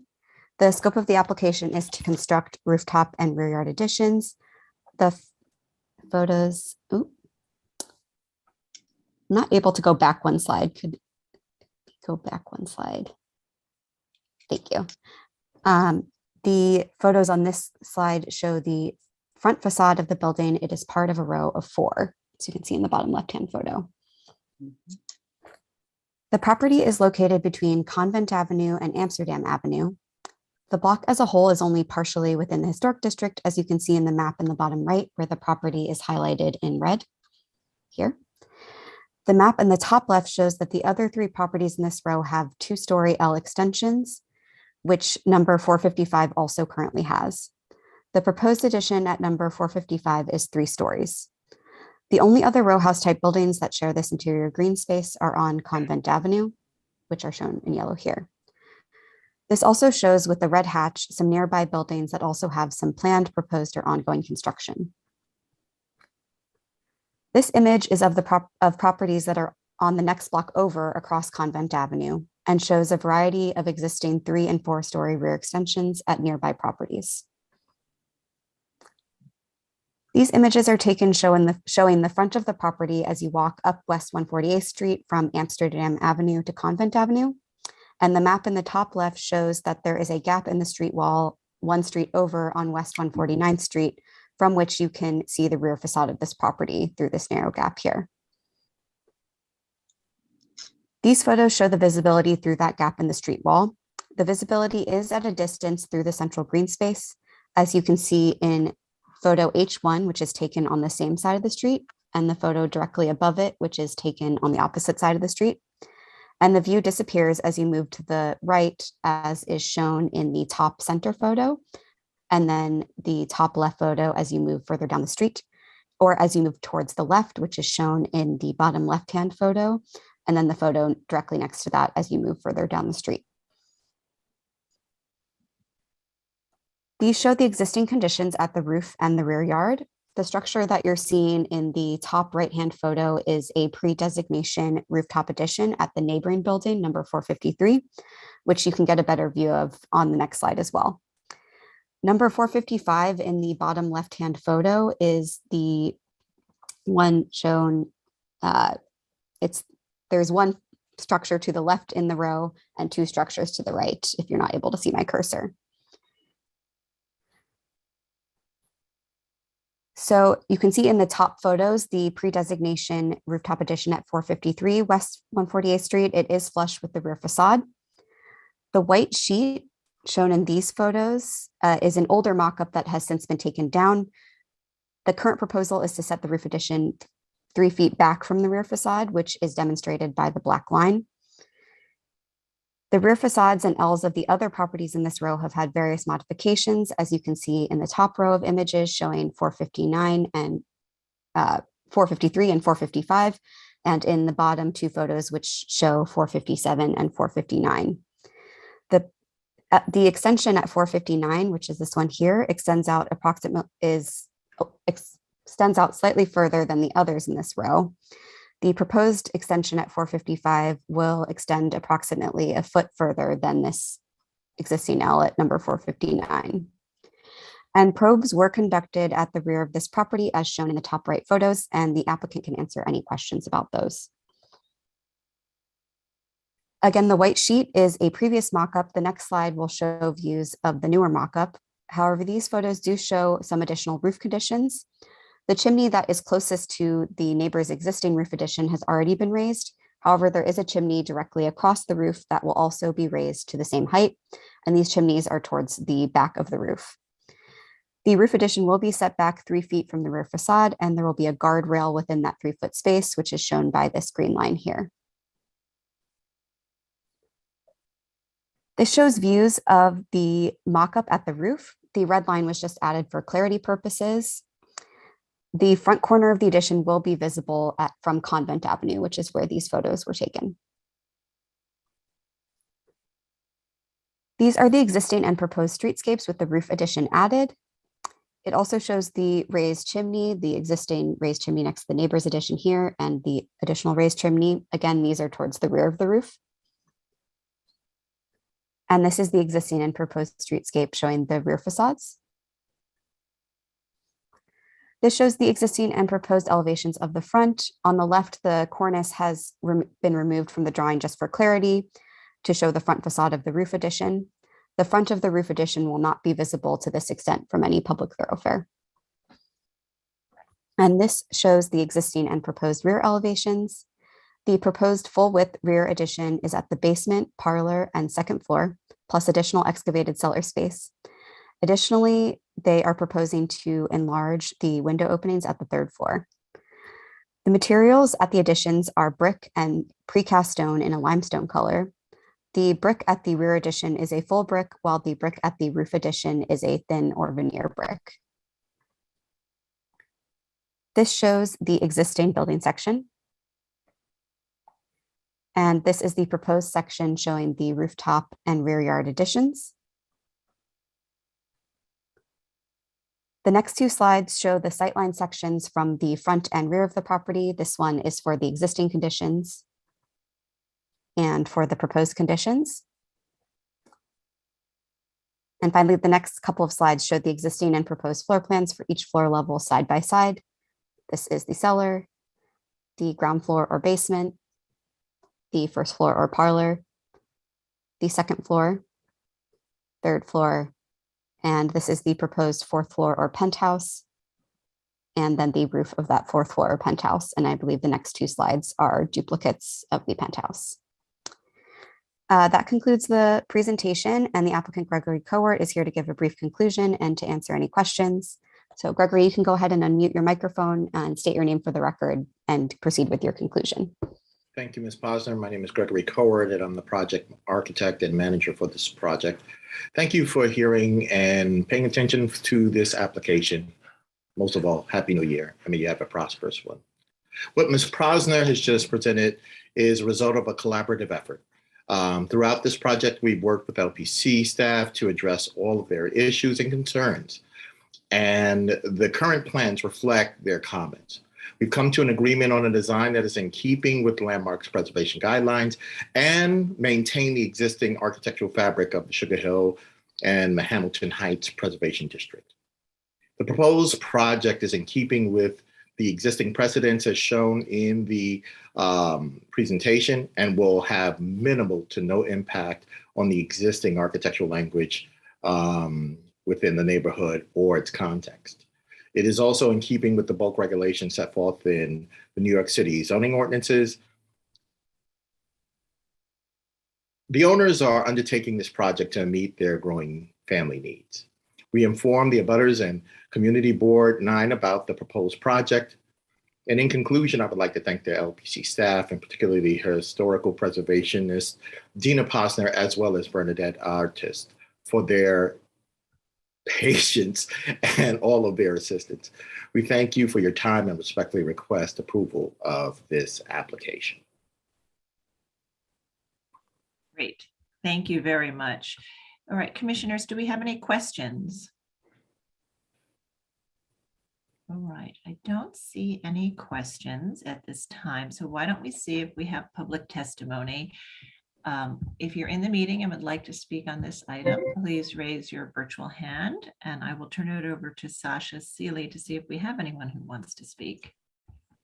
Okay, I don't have any signups for this item and I don't see any hands raised. So I'm gonna hand it back over to you, Chair Carroll. Okay, great. Thank you very much. So I'll just also note for the record that we received a letter from HTC in Historic Districts Council in opposition to the proposal, largely the scale.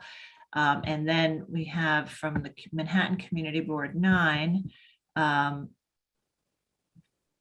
Community Board 9 approves a letter of support if the rear addition is shrunk slightly by eliminating one floor, so it stands at 3 stories instead of 4, or shrinking the proposed footprint by not extending an additional 5 feet into the yard.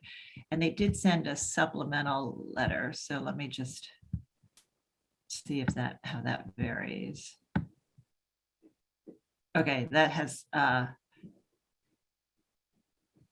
the same final resolution, and it just has some additional letters in it as well. So they're recommending either lowering it or keeping it at the height and reducing the depth of it to reduce the scale of the addition. So I'd like to turn back to the applicant and see if you'd like to respond to some of those comments. Absolutely. What the proposal that you're seeing right now is a response to those concerns. We have eliminated the proposed extension on the 3rd floor in its entirety to not only increase sunlight, but also in response to the scale of the project. We were sensitive to that in the sense that not only reducing it, but also keeping in line as much as we can with the extension, with the L extensions that are existing in the rear yards. Okay. All right. Thank you. All right, commissioners, do we have any final questions about either the context or the amount of visibility? Okay, not seeing any questions. So I'm going to start to unmute you all so we can begin our discussion. And maybe if we could just go to a slide that shows more of the context, that will help in our discussion. All right. You have to close the hearing, Sarah. I am, Mark. Okay. Commissioner Shamir Barron, would you make a motion to close the hearing? So moved. Thank you. And Commissioner Bland, would you second that motion? Second. All in favor, say aye. Aye. Aye. Any opposed? Okay, the hearing is closed and we're going to begin our discussion. Okay, and so this is a proposal for the 3-story rear yard addition, the 1-story rooftop addition, which can be seen minimally and obliquely from I believe it was from the corner, and a portion of this is visible through a gap that looks directly at this rear facade. The proposal, in addition to the addition on the roof and the addition at the rear, also involves widening the top floor openings. So we'll begin our discussion with this. Commissioner Holford Smith, would you like to start this one? Sure. Well, I'm finding that this all of the proposed alterations taken together are to me, they overwhelm the existing building. I feel like it's really sort of taken over and made the house a much different thing than it was, and it sort of taken away its original character. So I think start with the rooftop addition is very, very tall. So I think if they reduce the height of that, that would help reduce its visibility, and then that would probably be okay. And I think from the rear, given the context of that sort of mini donut that it shares with those houses on Convent Avenue, that it protrudes too deeply into that space, as well as the additional floor. So I think they move it back to align with the adjacent L that is a little bit shallower and take down one more floor. I think that would keep it much more in appropriate proportion to the original house. Okay, and do you have any thoughts on the window openings at the top floor? Yeah, I mean, I think since it's visible from in context with the other houses from that gap across on the street below, that I think that those windows should be maintained as the original openings. Okay, great. Thank you. Commissioner Chapin? Well, I think I agree with Ann's comments. Okay. Commissioner Goldblum? I too agree with what Ann had to say. I think she nailed it. Okay. Commissioner Devonshire? I agree with Ann's comments as well. They're right on. All right, great. Commissioner Chen?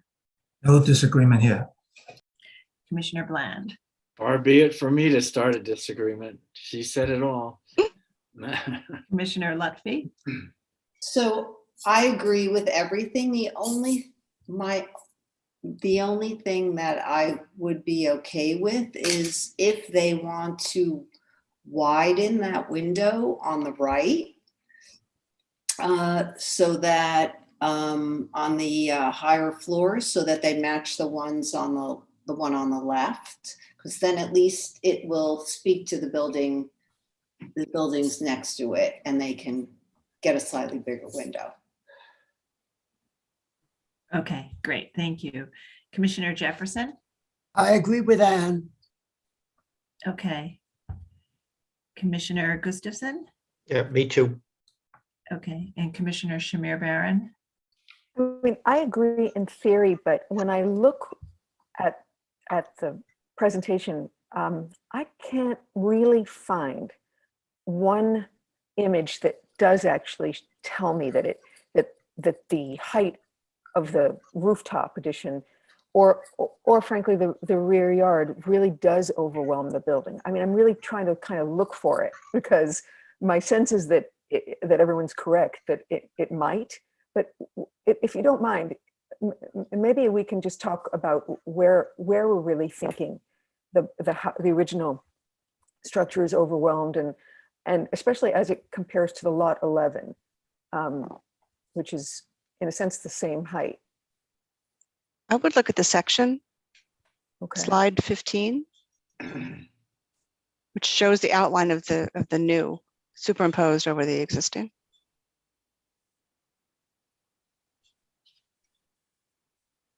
It would be helpful to have an axonometric too in this case.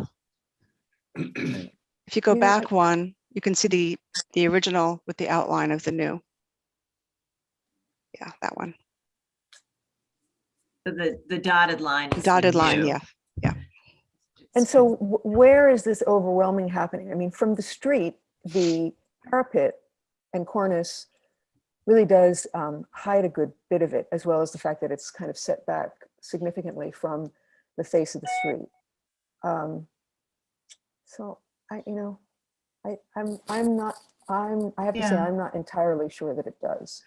Yeah, and I think we've approved 3-story rear yard additions on other row houses of this height, not finding that they overwhelm, but generally because of the context. So maybe it's, I think more information on the overall context is needed. I think Commissioner Holford Smith was looking at the little micro context, which was this little grouping that remains, that also does happen to be visible through this gap. So, there's one could look at it in terms of the larger context of the whole block, or one could look at this little micro context because it happens to be visible. Right. And just one more point of information, they're proposing their rooftop addition, I believe, to match the height of the existing one at the neighbor, but what they're proposing will be more visible than that, just because it's a little deeper into the block, so you get it from across the intersection. So the one visibility sheet that we saw earlier shows that you see more of this proposed rooftop addition, even though it's really the same size as the one that exists next door. Yeah, thank you. I think I could approve it actually. Maybe just a slight modification to the height of that rooftop because it is a 10 foot something ceiling, so it could stand it. But I don't think it is, I would take that kind of the larger view and understand it to be something much like other things that we've approved in the past and could find appropriate. Okay, all right, thank you. That was helpful discussion. I do think, though, the majority of the commissioners do want to see the addition be lower, looking at this smaller context. So we'll take no action and we'll ask the applicants to explore reducing the height of the rooftop addition slightly to minimize or eliminate its visibility, and to look at reducing the size of the rear yard addition and explore those top floor windows. I agree with Jeannie. I think the one on the window on the right could match the existing opening on the left, and it still would have a relationship to the rest of the row. But I think the key in all of in Anne's comments and others who agreed with her is really about perceiving that relationship through that gap. So those, if any change should be proposed, it should be evaluated in that context before you bring it back. So we'll take no action and we'll see you back as soon as you're ready. And the staff can continue to help you as you prepare the revised proposal. All right, so that concludes our day. Thank you all. Happy New Year, everyone. Yeah. Happy New Year to commissioners. And thank you, as always, for your thoughtful comments, your dedication, and your commitment to our work. Thank you. Be Thank well, you. everyone. You. Thank you. Thank you. Happy Happy New Year, Happy New everyone. Year.